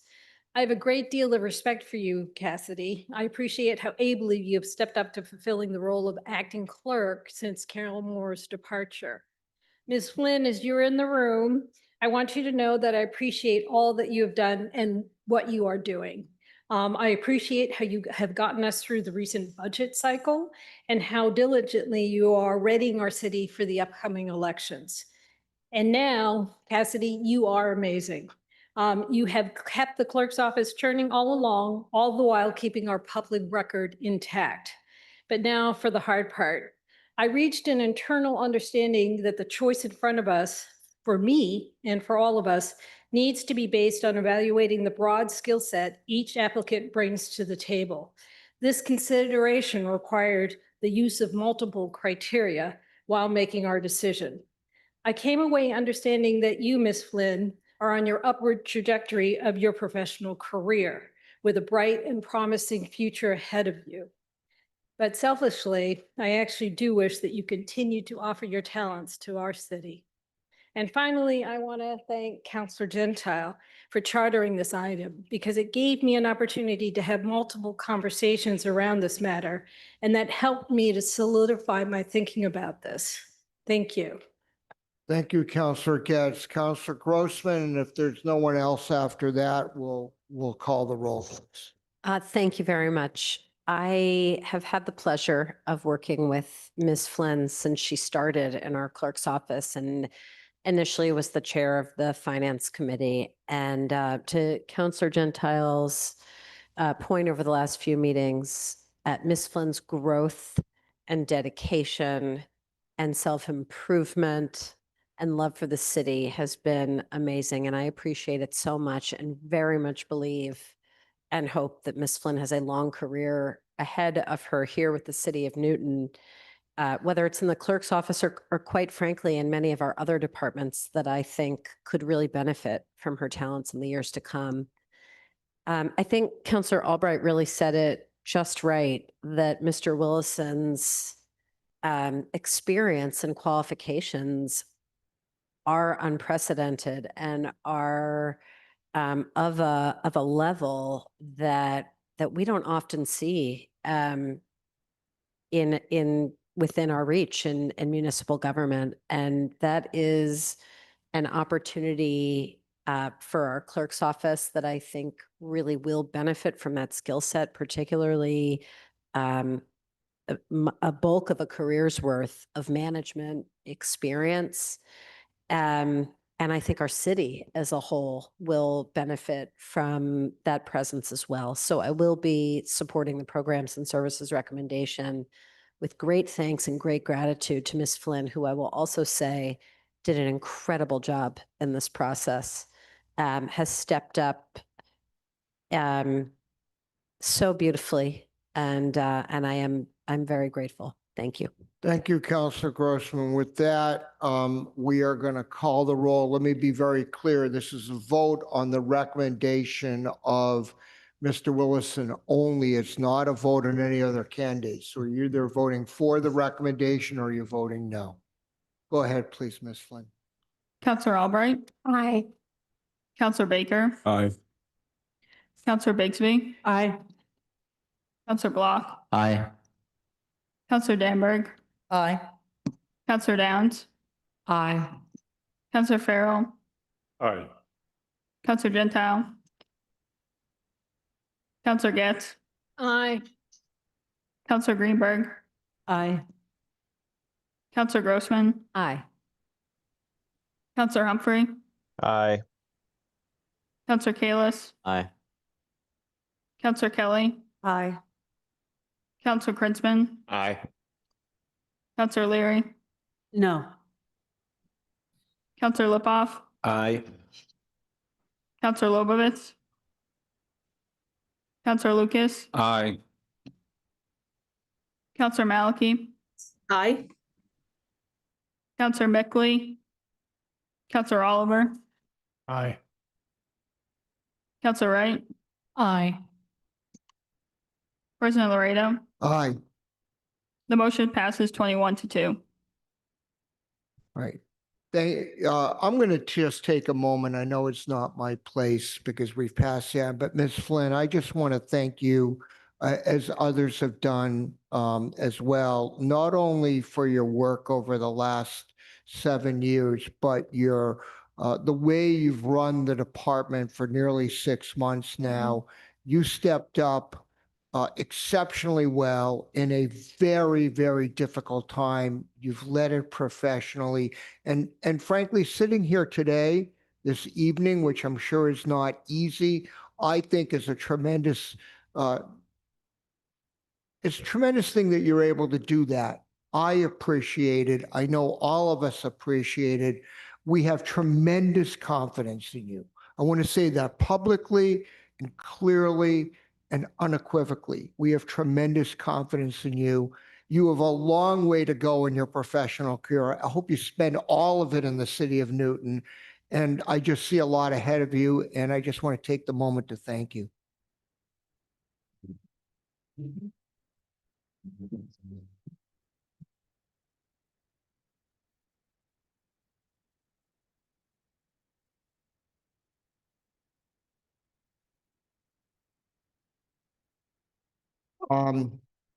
We are now going to turn to the item at 31 Chase Street.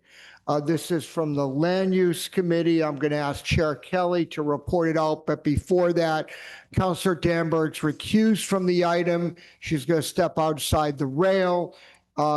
If you would present, please, Chair Kelly. And then this was put on second call by Counselor Lucas. We'll let him proceed. Thank you, Mr. President. The Land Use Committee met on this particular request to amend a previously granted special permit. We met on September 30th. This is a house across the street from Councilor Danberg. Again, back in 2024, they came before us asking for permission to create a driveway in the front setback, which requires a special permit because that goes against our zoning ordinance. At that time, though many members of the committee were opposed to it, the condition was set that we would grant it as long as they did it in permeable materials, so that there would be some sort of an environmental sustainability offset. So we granted the special permit in 24. They agreed to it. They came back to us now to amend it, saying that it was presenting a financial hardship to them. So again, they had taken some literal terminology. They compared the cost of an asphalt driveway to some type, I don't know what type, of permeable paver, and found that the pavers were $17,000 more than asphalt. So we gave them the opportunity, by approving it subject to second call, to look into other permeable paving materials. We suggested a few types of things and gave them the time to try and talk to their paving people about replacing it, again, not having to be pavers per se, but permeable material. And I have not heard an update on that, but that's where things stand. So we approved it subject to second call, assuming that they would come back with a material that they felt was acceptable and within their budget. Counselor Lucas. Thank you, President Laredo. I was the lone no vote on this particular special permit item in land use last week. It's not that I didn't want them to install a new driveway so they could get a second car on their property. I do want to see that. I just didn't. I objected back in committee. I was in favor of them installing asphalt as opposed to permeable pavers or permeable surface, which is why I put this item on second call, sort of, although it was subject to second call. But I want to amend the council order for this particular special permit item. And I guess I'll need a second for that. Is that right? You're just so we're clear, you're making a motion to amend to substitute asphalt for permeable surface. All right. Motion by Councilor Lucas. Is there a second to that motion? Seconded by Councilor Bixby. Okay, the motion's before us now. Is there any discussion on the motion? And Councilor Lucas, I'll recognize you to continue. Thank you. Ms. Flynn, could you put the council order up on the screen, please? I just want to show everyone what it is we're talking about.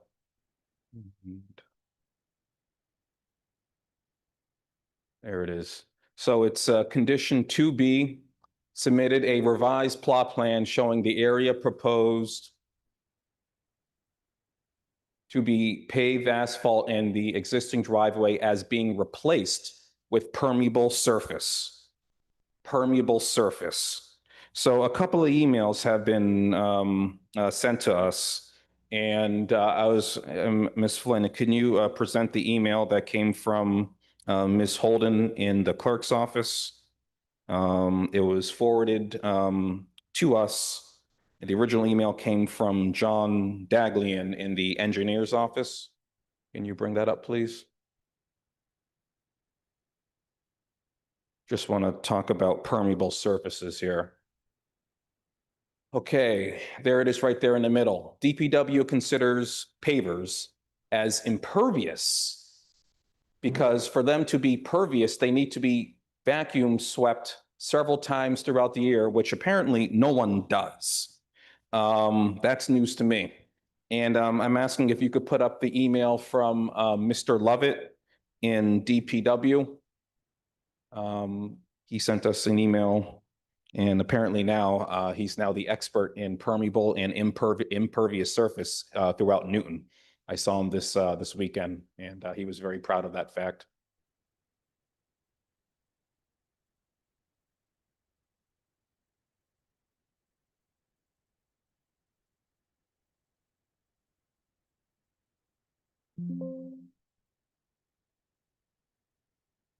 There it is. Yeah, okay. So it's kind of tough to read up there.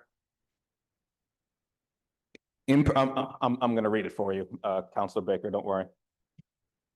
Impervious surface or area, any material or structure in or above the ground that prevents water from infiltrating through the underlying soil.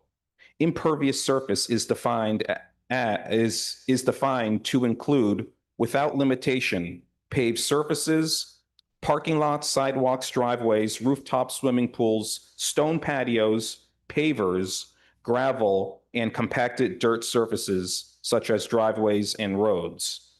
And then pervious material, soil types that are listed as class 1, 2, 3 soils as defined in 310 CMR 15.243 and 15.244 based upon the general soil classification used by the U.S. Department of Agriculture and depicted in the soil textural triangle. So basically, Councilor Lucas, you're going to need a little more time. How much? I am going to need a lot more time. I'm going to need 2 more minutes, please. All right, we'll give Councilor Lucas 2.5 more minutes, so he's not going to come asking for more. All in favor, please say aye. Aye, go ahead, please. And this time I remember what I'm going to say. Remember what happened last time. So we're not, impervious surface is basically anything other than grass or dirt, according to the 2 emails that we have seen from DPW. It's grass or dirt is what can be considered pervious material.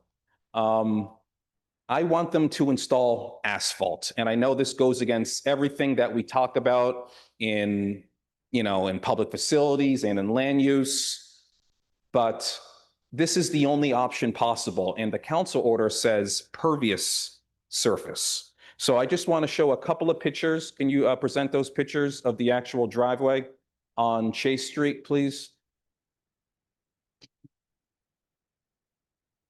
So yeah, this is it right here. And you can see it's kind of in the shade in the right side. It's dirt, it's gravel. It's in the shade. You can't really see it that well. I got there early in the morning. There it is right there in the center of your screen.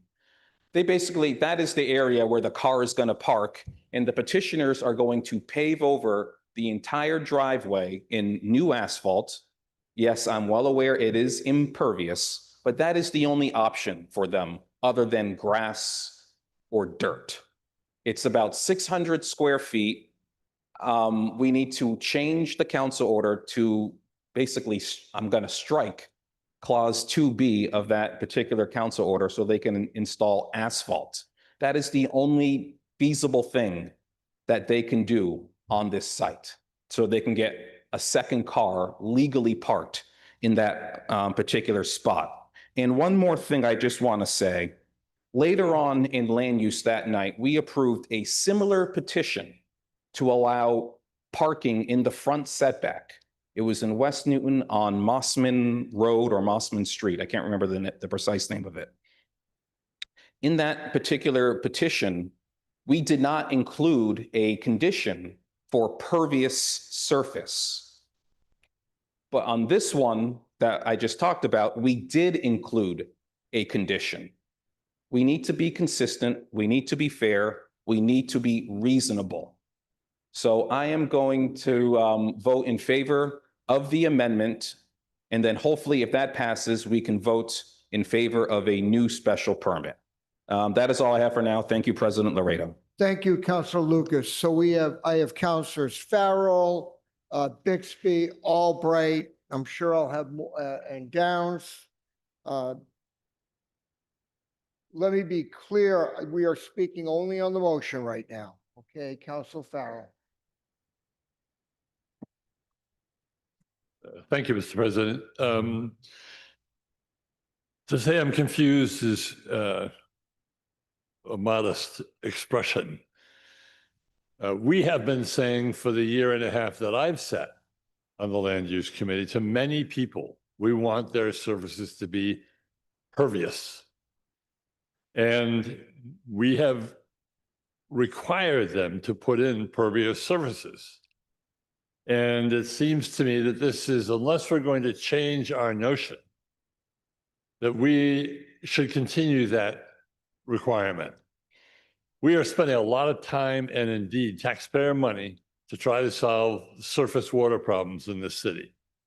And if doing what you suggest, to change from these blocks, which have spaces between them that allow water to seep into the ground, if that's not a pervious surface, then I think we need to come up with a definition of what is.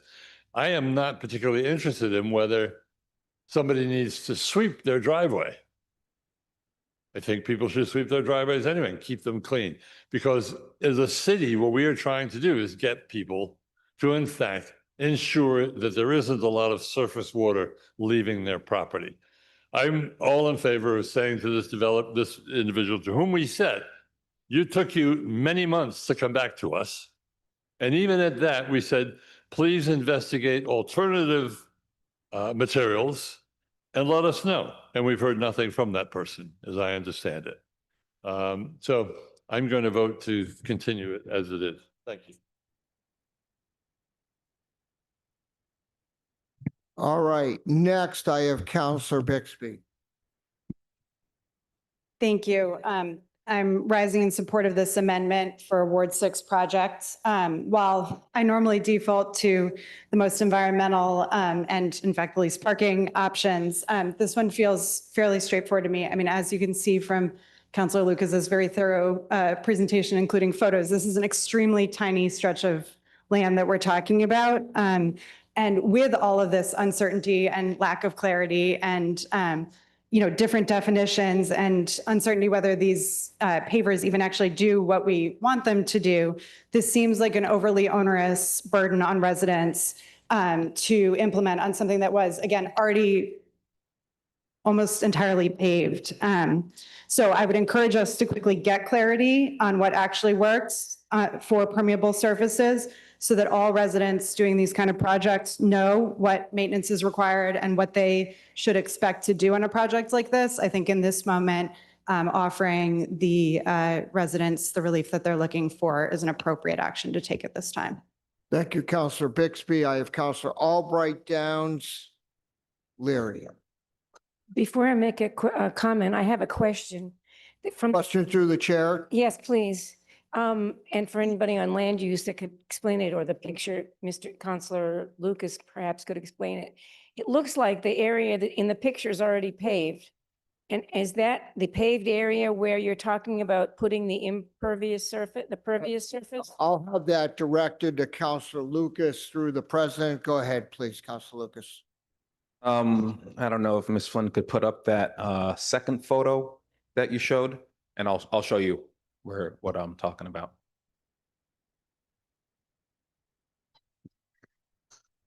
Right in front of you. You see that green recycle bin? Oh, can't see it now. You can see it now. You see that green recycle bin in front of it to the left, right dead center in the screen. That is gravel. That area right there is where the car will park. And the remainder of the driveway will also be repaved. They're not just going to do that small portion right there. They're going to do the whole thing. Does that answer your question? Okay, good. So thank you. Go ahead then. Do you want to comment then, So Counselor? it looks like it's gravel and they're asking to make it paved and that's my understanding. And I just did a little research just to see about the cost difference. And what I found is that conventional asphalt is $4 per square foot.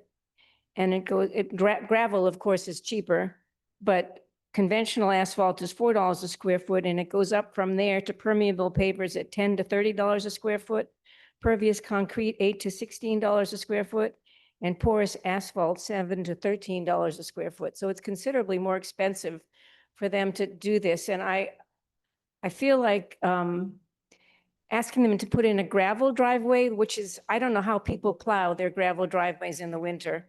To me, it's impossible to do it without knocking the gravel into the road or somewhere else. So I'm going to support the amendment.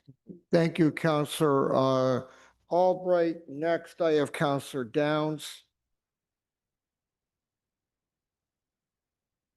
Thank you, Mr. President. I have a question for Counselor Kelly for clarification. Sure. Through you, President. Chair. Go ahead, please. If I heard you right, and if I recollect that this originally came to land use, they requested the additional parking in the front setback. And the committee, as I believe you said, was not happy with that request, but on the condition of making it permeable, granted that request. Is that what I heard? Is that accurate? That's a question through the president to the chair of land use. Go ahead, Chair Kelly. Yes, Counselor Downs, and you were on the committee at that time, and that is my recollection also. Go ahead, So- please, Counselor Downs. So I understand there's some confusion about permeability of various surfaces, but there are a number of the New Hampshire Stormwater. They have a whole institute that does at the University of New Hampshire that looks at stormwater and looks at permeability and has a number of products which can be used to make a pervious driveway or pervious pavement. Whether our DPW counts it as such or not, the latest data from them needs to be taken into account that there are indeed pervious surfaces. Yes, they need maintenance that is different from an asphalt driveway. But this case, where we asked for pervious pavement as mitigation for having that extra parking spot, and then they come back and say they can't do it, I say, I'm sorry, then we don't grant the special permit. Thank you. Thank you, Counselor Downs. Next, I have Counselors Leary, Kelly, Lobovitz, Baker. Thank you, Mr. President. I also will not be voting for this amendment. At that land use meeting, we had, I think, 3 requests for parking in the setback. And first, one point I want to make is that these come up pretty consistently, and I think we don't always treat them equally or consistently, and I think we should think about that. We have this for a reason, and I frankly don't like making these waivers. It gives us less of a pedestrian feel. It really has an impact on the neighborhoods. It encourages more cars. There's a lot of reasons why we have it in place. So if we're going to be doing this and deciding, oh no, nothing's impervious, pervious material, then I won't be supporting any special permit request for additional parking in the setback. And I also think it's what the DPW said about they're all really impermeable is not actually correct. And I think Councilor Downs had brought that up. And yes, even packed dirt can run off. So there are ways to do it. And it's also really important in reducing heat island impacts as well. And we have a huge issue with stormwater. I actually think we should ban the use of impervious asphalt altogether in driveways. Counselor Kelly. I can see why we're a little confused. A special permit was granted for them to do this as long as they used permeable materials. However, we used the term, or somehow the term got written into the council order, permeable pavers, which is very specific. As Councilor Downs pointed out, there are other materials that are permeable. There are different types of pavers. There's different ways of setting the pavers. There's monolithic material that's permeable. It does not have to just be dirt or gravel. With all due respect to John Daglian and Jack Lovett, there are other alternatives, again, as Councilor Downs pointed out. This is a case where in order to ameliorate the request for the waiver of parking in a way that we don't generally think is acceptable or safe, and to add extra paving to a driveway. We asked for, and they agreed to do it with permeable material. It resulted in a really interesting conversation at land use, which we then had with planning and law, but we need to redefine this. We need to make this clearer.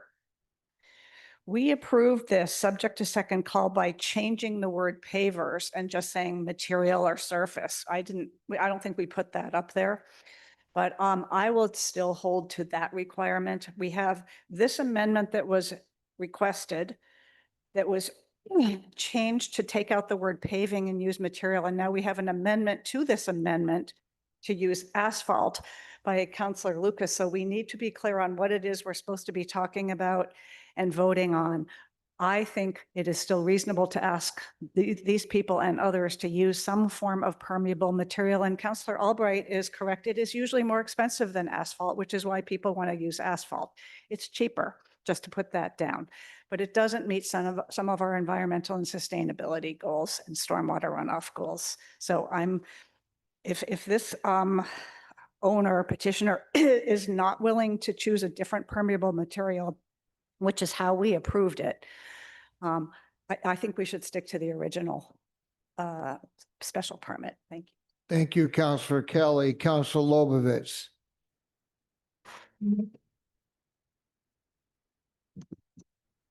So I spoke about this at the committee meeting, but I think for me, the question is, what was the actual original intent of that condition?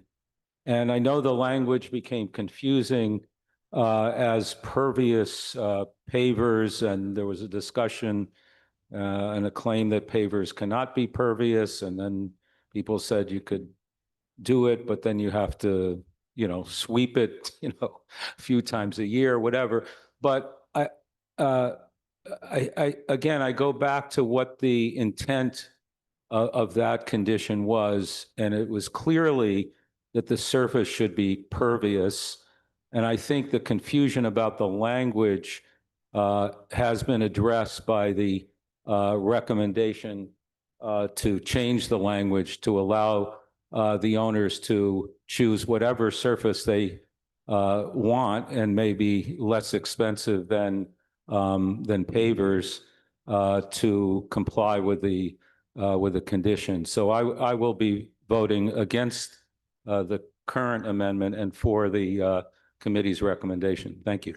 Thank you, Councilor Lobovitz. I have Councilor Baker, Councilor Maliki online. Is there anyone else then after that? Seeing none, we're going to wrap up debate after those two, and we're going to take a vote. Go ahead, please, Councilor Baker. So I want to be clear. I mean, the city council heard a presentation earlier tonight about millions of dollars in massive public projects.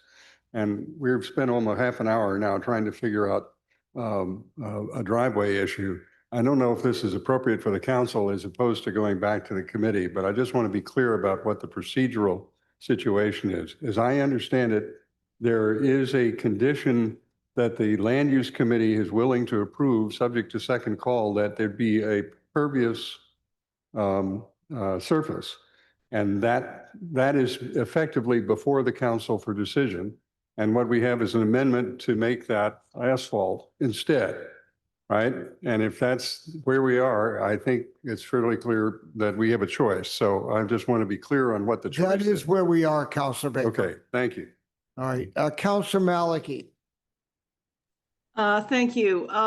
First of all, I don't see the need to be consistent between Mossman Street and this case, because in one, they're nowhere near public transit, and in the other, they're around the corner from the Newton Center T. I tend to agree with Councilors Farrell and Downs and maybe a few others. In this case, the council was reluctant to approve a second space in the setback, especially given the situation where they're so close to transit. It's sort of hypocritical to keep giving allowances when we talk about being near transit is so useful. So I will vote against the amendment. I think the first amendment, which I understand to be the current language of permeable surface or permeable materials, is adequate. I think going forward, we need to clarify what we mean when we prove that, because we use that language so often, and whether it's going to be John Daglian's definition or a different definition, it would be nice to know what we're actually voting on, because it seems like maybe we weren't sure. And I'd just like to mention, I didn't know what they were called, but I just Googled it. Turf stone pavers, otherwise known as grass block. These are the things that I know I've seen them. There, you've got the kind of a grid of basically cement or something solid with spaces for grass in between. And to me, that's even more pervious than gravel, which has been mentioned is a little hard to shovel or snow blow, although I did shovel a gravel sidewalk for many, many years. So I think there are options that would actually give some permeability, more so than the traditional pavers with, half an inch of who knows what in between the pavers. So I think if we granted the special permit based on them giving us permeability in exchange for the extra spot, we should stick with that. Thank you. Thank you, Councilor Maliki. All right, Councilor Albright. I'm sorry, I have one more question through you to the Land Use Committee. Go ahead, please. So when I redid my driveway several years ago, it's a very long driveway, and it was suggested that I put in a storm drain about 2/3 of the way down. And I'm wondering, did Land Use Committee consider asking this person to add a storm drain for runoff from the driveway? Because that certainly would have been cheaper than more expensive pavers. Okay. Thank you, Councilor Albright. I'm gonna, unless anyone else has something to add on this, we have a motion before us. The motion is to substitute the language asphalt as explained by Councilor Lucas. If you favor the motion, you say yes or aye. If you're against the motion and want to keep the, as it came out of land use, you say nay. Call the roll, please. Counselor Albright, Aye. Counselor Baker, No. Counselor Bigsby, Aye. Counselor Block, Aye. Counselor Danberg is recused, Counselor Downs, No. Counselor Farrell, No. Counselor Gentile, Counselor Getz, No. Counselor Greenberg, No. Counselor Grossman, No. Counselor Humphrey, No. Counselor Kalis, No. Counselor Kelly, No. Counselor Kritzman, No. Counselor Leary, No. Counselor Lipoff, No. Counselor Lobovitz, Counselor Lucas, Aye. Counselor Maliki, No. Counselor Mickley, Counselor Oliver, Aye. Counselor Wright, No. President Laredo, Aye.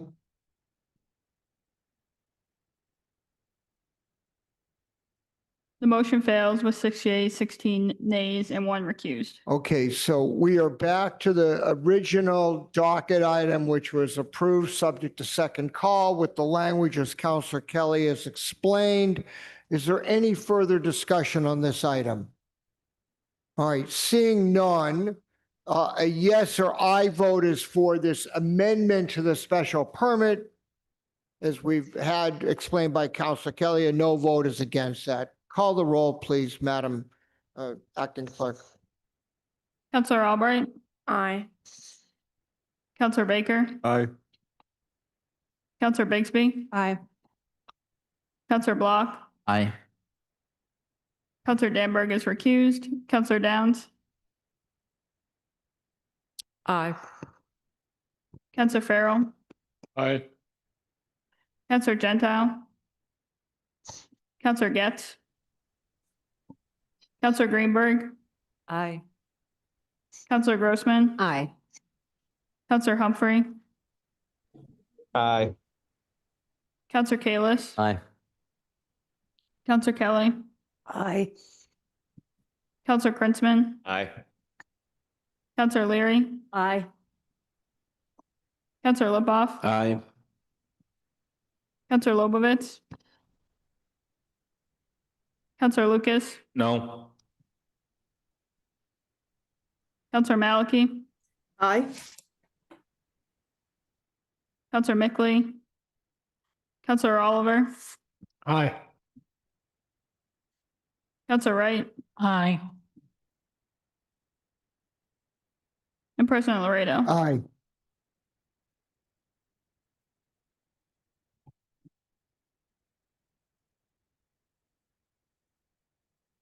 The motion passes.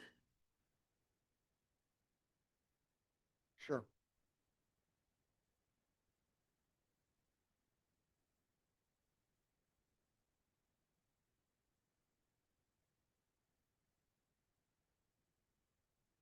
It's 20 yeas, 1 nay, 1 recused, and 1 absent.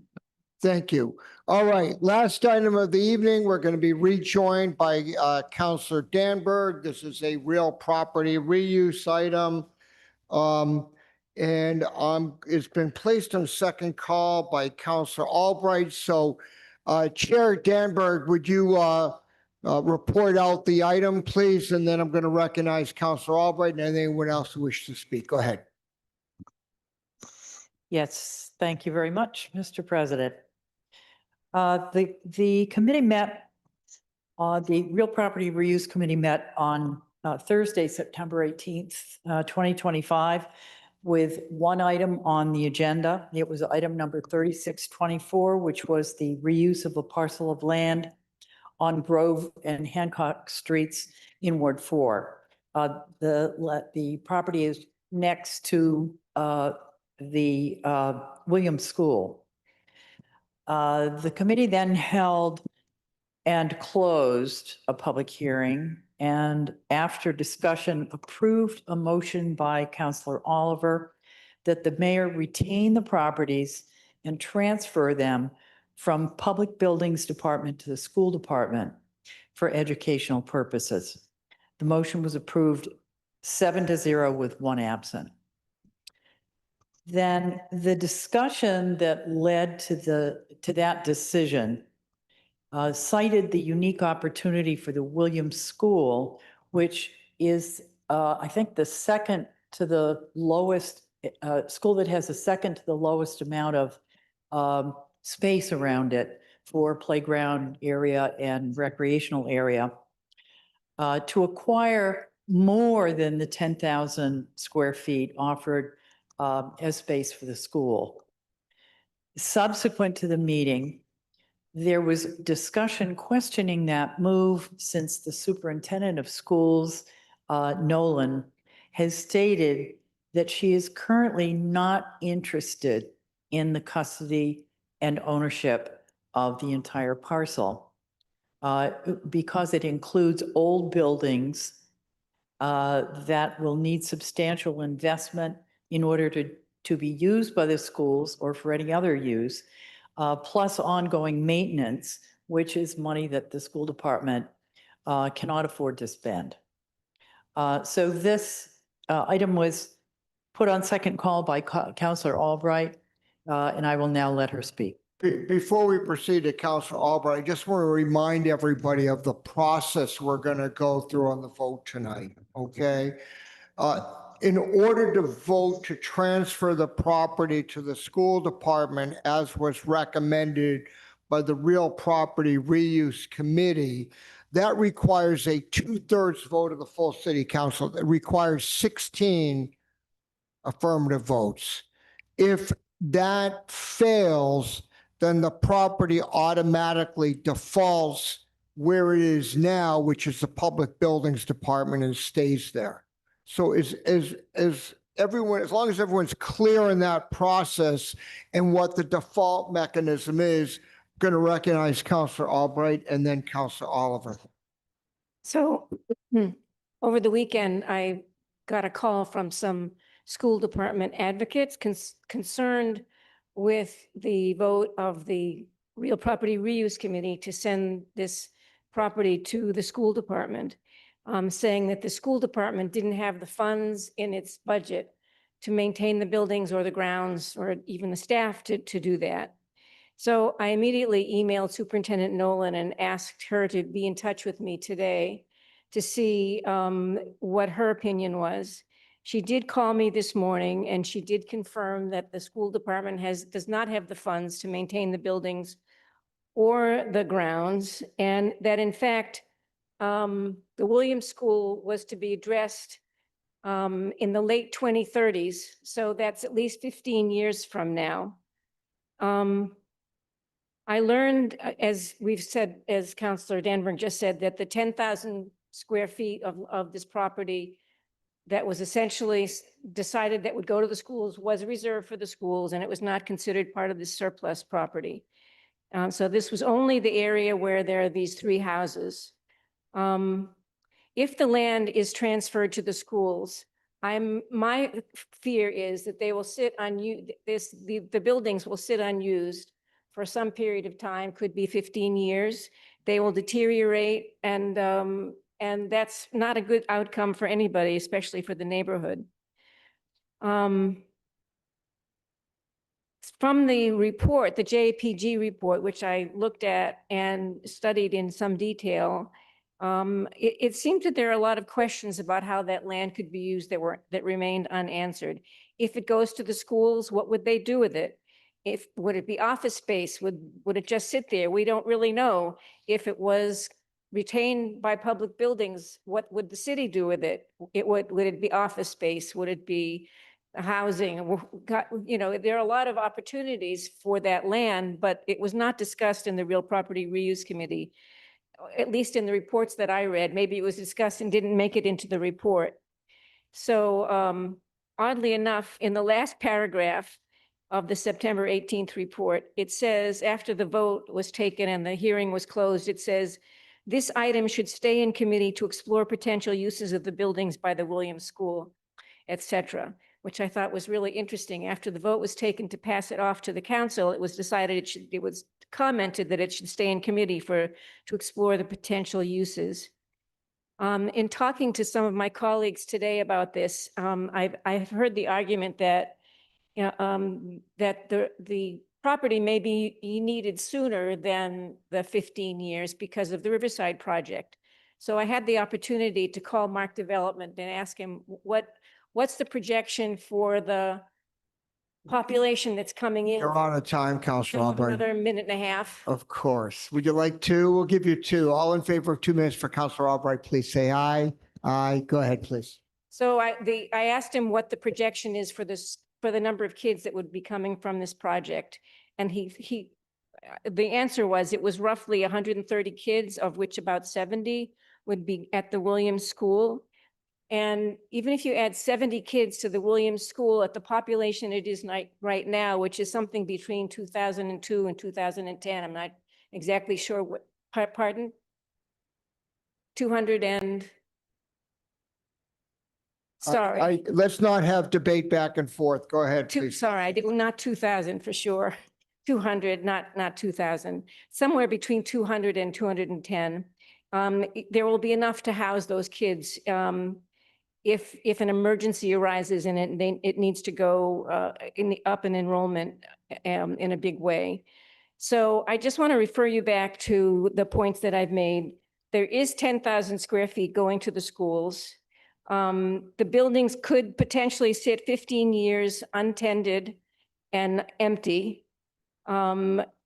We need more information on the potential uses. Should it be staying with the school? Should it stay with the city? What potential uses are there? I don't know. Housing could be office space. for nonprofits, there could be a lot of reasons why these buildings could be used. So I would like to make a motion to amend the recommendation of the Real Property Reuse Committee that the land near the Walker Center remain in the hands of the Public Buildings Department, and that this be redocketed in the new term to decide what the use of the land should be. Just to be clear, Counselor Albright, anything redocket would be through the administration. So if your motion, Yes. just, I want to be very clear to folks. So if the motion is your motion, so I'm clear, is to substitute transfer to the schools and instead to remain in public buildings. Is that accurate? With the intention that further study of the use of this building be. That would not be an appropriate amendment. You have to decide where it's going to go. You can't put a caveat on it. No, I said, I really wanted to stay in the hands of public buildings. All right, then that's the motion. That's Okay, is there a second for that? Seconded by Counselor Kelly. All right. Discussion on the motion. I have Counselor Oliver and then Counselor Downs. So thank you, Mr. President, but I would like to just clarify. It's my understanding that the primary, or one of the two primary functions from the JAPG, one of the primary decision points was, would that land be made available for lease? And the JAPG voted no, that land would not be made available to lease. Is that affected at all, whether or not this land remains with the buildings department or it's handed over to the No, schools? just to be clear, my understanding, and I'll be corrected by the chair of Real Property Reuse if I've misstated, is it'll stay in public buildings. It can be used by public buildings for a variety of public buildings purposes, but any future transfer to another department, whether it's Parks and Recreation, whether it's the schools, or any lease to a third party, would have to go through the reuse process again, and that would be docketed by the administration. Does that answer your question? That is correct. Okay, if we're 100% on that, that answers my question. But I do want to make sure that we're 100% on that, because otherwise we're just undoing and unraveling all of the conversation we had. And if I may, please. I somewhat disagree with one of the premises that Councilor Albright put out there. There was extensive conversation about the potential uses of these buildings, the costs associated with some of those potential uses. Those costs were astronomical. So we are sitting on a big question mark here. I just don't want to see the JAPG's work go to waste. That land has to remain in our hands for now until we do determine some viable use for them. moving forward. Again, if there's two ways for the land to remain in public buildings, one is to accept Counselor Albright's motion. The other is simply to vote against the recommendation of the Real Property Reuse Committee. Each of those votes will have the same effect. Okay? All right. I had Counselor Downs and Counselor Gentile. Counselor Downs, Counselor Grossman, Counselor Gentile, Counselor Block, Counselor Baker. Well, thank you. I'll be very brief. You just answered my question. We could either accept the amendment or vote no. I suggest the amendment is redundant. Thank you. That was easy. Counselor Grossman. Thank you. And I want to thank Counselor Albright for putting this on second call and bringing it to my attention, because it caused me to spend the hour leading up to this meeting listening to the Real Property Reuse meeting, and I learned quite a bit. It was one of those times that I think to myself that I wish I could be in all meetings, because the information and the context you get when you're there is just different than trying to absorb it through the report and what we read elsewhere. It was very clear to me from the meeting that the JAPG was consistent in arriving at the reality that this property belongs with the school, and that specifically in exploring affordable housing uses, The person who's, at least from the part that I heard, who spoke most clearly to that was David Hedison, who is a Ward 7 resident, who I've come to know, whose career is in the affordable housing space, who said that whatever number of units we would put there, the cost would be $1 million per unit to create a unit there, and that the historical issues there were nearly impossible to get around, and he explained why. And spoke to the fact that as much as, I mean, he's devoted his career to affordable housing, he doesn't see it happening in this particular site, where the community around, who lives around that area, including the PTO president of Williams, who was on the JPAG, and other residents around it, spoke with passion and at great length about the needs of the Williams School, and particularly their open space. Some of you may remember that last year I got to know some parents of children in the Reflections program, which is currently at Williams. And it became very clear there that our playground facilities are wholly inadequate for that very high needs population, which is located in that school. And a number of members of the JPAG suggested that there was one building in particular on the Walker Center site that they would like to see taken down in the very short term to create additional playground space. Now, where I'm getting confused, and tell me if I'm running out of time, is so for me, I want to see this. I understand that there may be shorter term uses for housing needs and others. And if there is a viable path to some portion of the site to be used for that purpose, I'm totally open to it. But it seems to me to be very obvious with this location next to Williams, the needs of Williams today, as well as the fact that whether that school is built now or in the future, whether Riverside comes to be or not, we're going through this plan of the elementary schools in the city where a lot of our elementary schools stand to potentially be consolidated. I don't know if that will come to pass or not. This new school committee is really going to have to reckon with what a neighborhood school means. But if Williams, if that school is going to have any future of a building, we need that surrounding space, or a new building it's not going to be possible to put it there. So, long way of saying, I believe this property belongs with the schools. What I don't fully understand is, are we doing them a service, giving it to them today or not? Given that we may be. Counselor giving them Grossman, a you're out burden. of time. Do you want some more? 30 seconds. All right, we'll give Counselor Grossman another minute. All in favor, please say aye. Aye, go ahead. In my 8 years on the council, that's the first time I've ever asked for more time.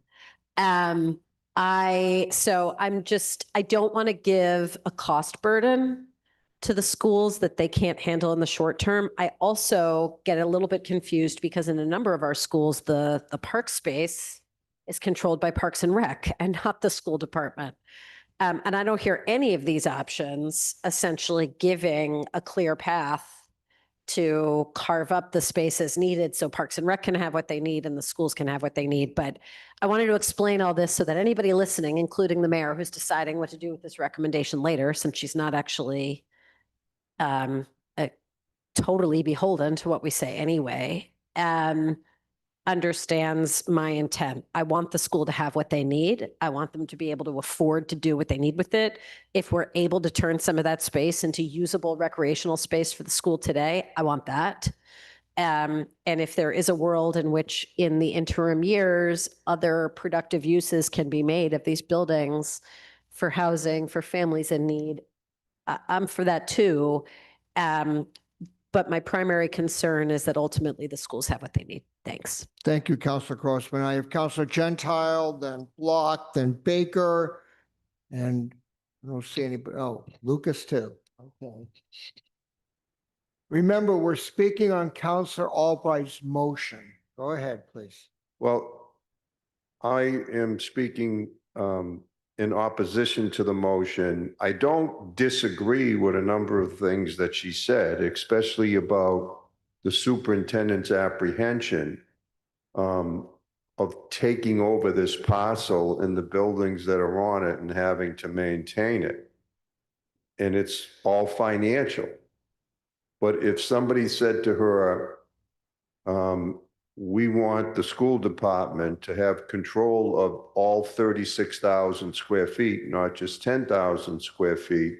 And in the interim, the building department is going to be responsible for maintaining it. I think you'd get a much different answer, because no superintendent is going to turn down, land like this right next to a school that has been well documented as having the least amount of open space attached to it.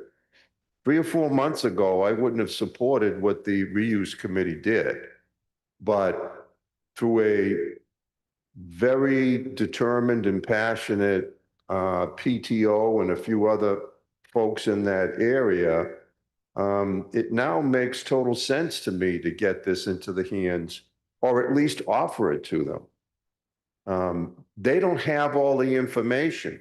None of us have all the information as to, how the maintenance of this is going to work. But if a administration wanted the schools to have it and was willing to maintain the buildings with the building department, that can be done. And that's a whole different situation than what she's being faced with now. I honestly believe the best thing is to transfer this, or at least offer it to the school department. There's going to be a period of time to figure out who's going to maintain these buildings and how it's going to be done, and financially where the burden's going to lie. And once that gets sorted out, then the school department, school committee could say, thank you, but we don't want to assume the responsibility right now. They don't have to take it. I'm assuming that what's driving this is, before this ends up being another housing project, and there's one right next door to it, go see the hole in the ground at LaSalle Village. It's massive. Go take a drive through LaSalle Village, which is right there. And Riverside right now, the request is for 750 units. And for those of you that have been following the project, there are more three-bedroom units than you would typically have in a development like this. Mark Development. Councilor Gentile, you're out of time. 2 more minutes? 2 more, please. All right, all in favor, 2 more minutes for Councilor Gentile, please say aye. Aye, go ahead, please. So there's plenty of housing going on in that small little area. And I have been convinced over time that we should at least offer it. Again, they don't have to decide right away if they're going to accept it or not, because there are questions that are unanswered that need to be explored, especially with the timing of a new administration. So, man, during the budget, all I heard about was schools. We need to help our schools. We need to support our schools. This is a way that you can support your school system by giving a parcel of land, at least initially here, to the control of the school department to address. Council Block will talk to you about the parking lot and issues that are in that parking lot. The lack of field space. There are things that could be done there that'll improve the overall experience at that school. So Reuse got it right. I'm really pleased that they did what they did. And I think that we should at least initially support the recommendation and then let these unanswered questions get answered, and then let the superintendent and the school committee decide whether they want to take ownership or not. But give it a chance. Thank you. All right, I have Councilor Block, Baker, Lucas, Getz, and Krinsman. And remember, we're just speaking to the motion. Thank you, Councilor Gentile, Councilor Grossman, for your remarks about this. I agree really with everything what both of you said, and I am going to argue against adopting this mission from Councilor Albright. I attended every single one of the JAPG meetings. I attended all of the property reuse meetings, and I was very proud of the vote of property reuse. They recognized the uniqueness of this situation. An acquired piece of private property immediately adjacent to an elementary school. Is that true anywhere else in this city? I understand Councilor Albright's conversation with Superintendent Nolan. I kind of anticipated that she might feel that way, but I think Councilor Gentile has put that in perspective. And I would like to add, I really would like the school committee to take a position on this, not just the superintendent. I don't know legally if this goes to the school committee and they take a vote and make a decision about whether to accept this recommendation or not. And I think that I think there's just enough uncertainty around what the school department would really decide if this got talked through.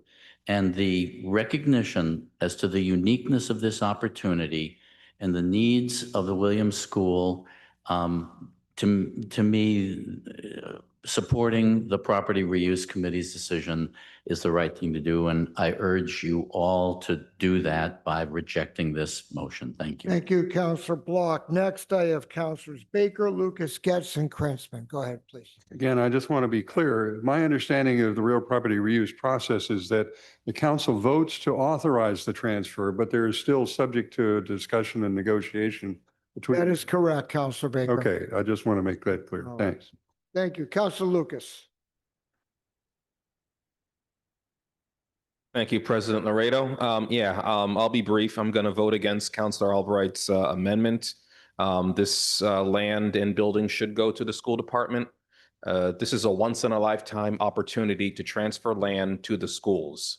The playground is the second smallest playground attached to any elementary school in Newton. There's a chance to expand that playground. Someone earlier mentioned rearranging the parking lot. We don't know what Dr. Nolan and the school committee are going to do with this yet. We don't know yet, and that's okay.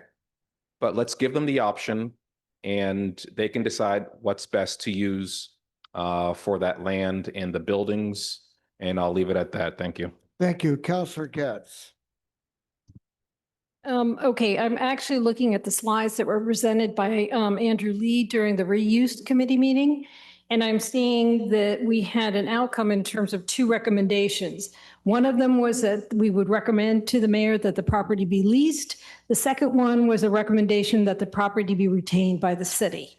So I feel as if at this juncture, we need to actually sort of broaden and just leave it at being retained by the property being retained by the city. So that then it's left in a position where we will later deliberate and consider what is the next step for these properties or this portion of the property. Thank you, Councilor Getz. Councilor Krentzman. Thank you, Mr. President. I agree with the comments of many of my colleagues before. I'm actually going to say something. I know you've heard me say this a lot, but I agree with Councilor Gentile. He articulated it all very well. I'm going to take you very quickly back to 2021 when this property was acquired. I remember getting the phone call from Chief Operating Officer Jonathan Yo, who said the Walker Center is available. What do you think? I said, without a doubt, we need to get that property because have a little bit of a vision of what's going on here, okay, over in the Auburndale Lower Falls area. Riverside's getting developed. We're looking at possibly 750 units, as Councilor Gentile said. Riverside Office Park has had a couple of proposals to redo things there. And by the way, the Walker Center, which was 5 buildings, I believe, was acquired for only 2 purposes, housing and education. 3 of those buildings have already been leased for housing. Great, I'm happy about that. We're gonna have some affordable housing there, it's fantastic. The 2 parcels immediately adjacent to both Williams and the field should 100% be retained for the Williams School. The Williams School is going to need additional space or renovation or reconstruction. We now have the building next door to it for that purpose. The building next to the fields, we know the fields need to be expanded. They need to be totally revitalized and totally reconstructed, actually. I've been working with the Parks, Recreation, and Cultural Department for years to try and get proper irrigation in there. We've been unsuccessful so far. This is an area that needs a lot of work. This parcel represents that opportunity. As Councilor Gentile articulated, putting it in the hands of the school department is the way to ensure that, with, of course, agreements that, you know, the city can maintain it, or we can put funding towards it for those purposes, or the buildings department can help out. As Councilor Baker helped us realize, what this is an authorization for that transfer to happen. I think it's the right thing. I'm going to vote against the motion. Okay, anyone else? Counselor Albright, you've probably used up all your time. How much do you want? About 30 seconds. How about a minute? All in Right. favor, please say aye. Go ahead. So I just want to be clear. The Williams School probably needs some or all of this property, but there are 15 years between now and the time when the Williams School will be addressed. That we know that by the superintendent's comments, that it won't be taken up until the late 2030s. There's a period of time when other things could be done with this property. And all I'm asking for is the time to figure that out. And I wish the school department had been in the room when the decision was made. I don't know if they were ever asked, what do you want us to do? I think there's more work that needs to be done to figure this out. That's all. All right. Seeing no other comment, there's a motion on the floor by Counselor Albright to substitute the transfer for schools to keeping it in public buildings. So if you're voting yes, you're voting in favor of Counselor Albright's motion. If you're voting no, you're voting against it. Call the roll, please, Ms. Flynn. Counselor Albright. Counselor Baker. No. Counselor Bigsby. Aye. Counselor Block. No. Counselor Danberg. No. Counselor Downs. Aye. Counselor Farrell. No. Counselor Gentile. Counselor Getz. No. Counselor Greenberg. Aye. Counselor Grossman. No. Counselor Humphrey. Aye. Counselor Kalis. Aye. Aye. Counselor Kelly. Aye. Counselor Kritzman. No. Counselor Leary. Aye. It's getting late, folks, but I'm glad to see everyone animated. Go ahead, please. Counselor Lipoff. Counselor Lobovitz. Counselor Lucas. No. Counselor Maliki. No. Counselor Mickley. Counselor Oliver. No. Counselor Wright. No. President Laredo. No. The motion fails with 9 yeas and 13 nays and 2 absent. All right, so we're now back to the original item, which is to recommend the transfer to the school department. In order for this to succeed, it needs 16 affirmative votes. All right, so I'm gonna recognize Councilor Block.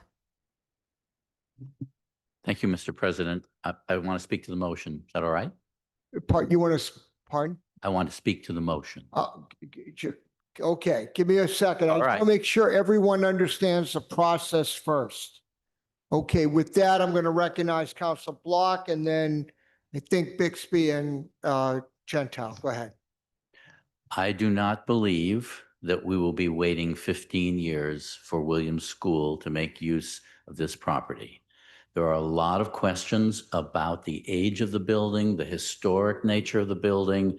There are a lot of issues that will have to get worked out by the school department, by the building department, by the Auburndale Historic District Commission. But the fact that a rebuilt Williams School isn't going to be needed probably for 30 years doesn't mean that there aren't going to be educational purposes for that this parcel, that these buildings can't be used for educational purposes a lot sooner. So let's just give the school committee and the superintendent a chance and let's approve this. Thanks very much. Thank you, Counselor Block. I have Counselors Bixby and Gentile next, and then Grossman.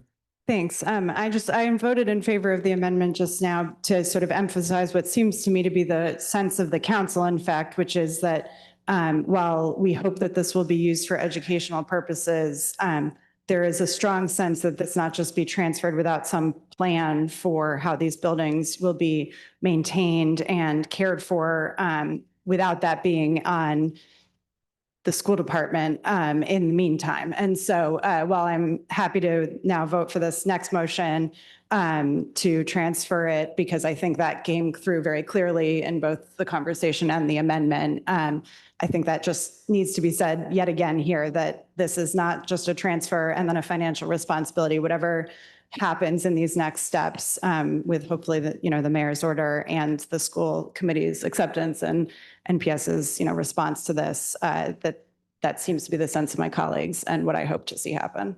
Thank you, Counselor Bixby. Counselor Gentile, Grossman, Lobovitz. I just want to make sure I understand what you said earlier, Mr. President, that this requires not 2/3 of those voting this evening, but 16 votes. That is my understanding from our acting clerk, that it requires 16 votes, not just 2/3 of those present voting. Well, for this to get a fair shot, we need everybody in the room. So I'm going to suggest that we postpone this to a date certain, which would be our next full council meeting. If I'm missing something, especially from the 13 of you that voted against it, then please educate me, but the vote isn't going to pass. So to transfer. There's a motion. All right. So there's a motion to postpone to our next meeting. Do I have a second for the motion? Second. Seconded by the motion. All right. We're going to do this on a roll. Is there discussion on the motion to postpone? All right. Seeing none. Yeah, there is. There Pardon? is. It just came to me. I'm sorry, Counselor Gentile. I just want to make one point because I know everybody's well-intentioned here and I know why some people want to transfer it to the building department. I just want you to, if this vote is successful, to postpone it to a date certain. I would ask that you think about this in the sense, if this was your neighborhood school, how would you want your colleagues to vote on it and to show support for the neighborhood school and the school system in general? So please think about that. All right. There's a motion to postpone. Is there anyone else who wants to speak on the motion to postpone? Counselor Albright. So thank you, Mr. President. This is in response to Counselor Gentile's comment just now. Would you speak into the microphone? Yes, this is in response to Counselor Gentile's. I'm okay with postponing it, but I want you to think about Ward, Underwood, Pierce, Brown, Mason, Rice, Burr, Bigelow, South Science Labs among the list of schools that need to be addressed. And those are not, I understand why the Ward 4 people are advocating for this. I totally do. I just want to be sure that everybody here understands that there are a lot of schools across this city that are on the list, and the school committee has produced a list of what they think the order of renovations will be. And Superintendent Nolan was reflecting back to me what that list is. So I'm fine to postpone it, but we need to understand that there's a lot of neighborhood schools that need fixing. Counselor Gentile, before we take a vote on your motion. My quick response is if the schools that were mentioned were in this position to gain a valuable piece of land, then I would support it. One of the best votes I took on the school committee, and I think I was the chairman, things are a little fuzzy now, but was with the vote that we took to keep control over the Bigelow School. We were smart enough not to just give the school away. And we probably leased it for what, 5 years, 10 years? And then we took it back so that there would be, a neighborhood middle school there. And all I'm saying is, this school could use a little help and it's there. So let's do what we can. And the final point is, I think I'm 100% correct on this. The school committee would have to vote to accept it. And if they don't want the burden or the potential, or they don't have a plan, or they want to stick to their schedule and this would somehow adversely impact their schedule, then they won't vote to support it. But I'd rather give them the opportunity to decide if they want this land or not. So. Okay. Counselor Grossman, on the motion to postpone. I know. I can't not share this. All right, I'm going to indulge you, Counselor Grossman. Share with us and then. I'm going to say it as quickly as I can. Because this conversation has taken a turn about when is Williams likely to have some investment. When I first ran for city council, I came onto the scene in November of 2016. And when I was elected, there was a big, beautiful chart on my desk of the order of renovations of schools and when they were all going to be done. And the next school on the list was Ward Elementary School. And it would have been done, built, beautiful, and before us well by now. And guess what? A new administration came in and the plan changed. And now we have other big, beautiful elementary schools from other parts of the city that we've seen, and Ward is about to turn 100 years old. So here we are again with a new administration coming in, a whole new school committee. And while we supposedly have a plan of what school is happening when, frankly, I've stopped believing those plans. So in my advice is don't make your bets based on that, even if I'm speaking against myself, because if Ward and Underwood come off next on the list, I'm going to explode through this room. All right. Thank you. All right. So this is folks, be brief. Call to question. Thank you. All right. So we have a motion to postpone. Can we do this in a voice vote, colleagues? Is that okay? All in favor of postponement to the next meeting, please say aye. Aye. Opposed? The ayes have it. The item's postponed. We're adjourned at 10:53. Thank you all very much.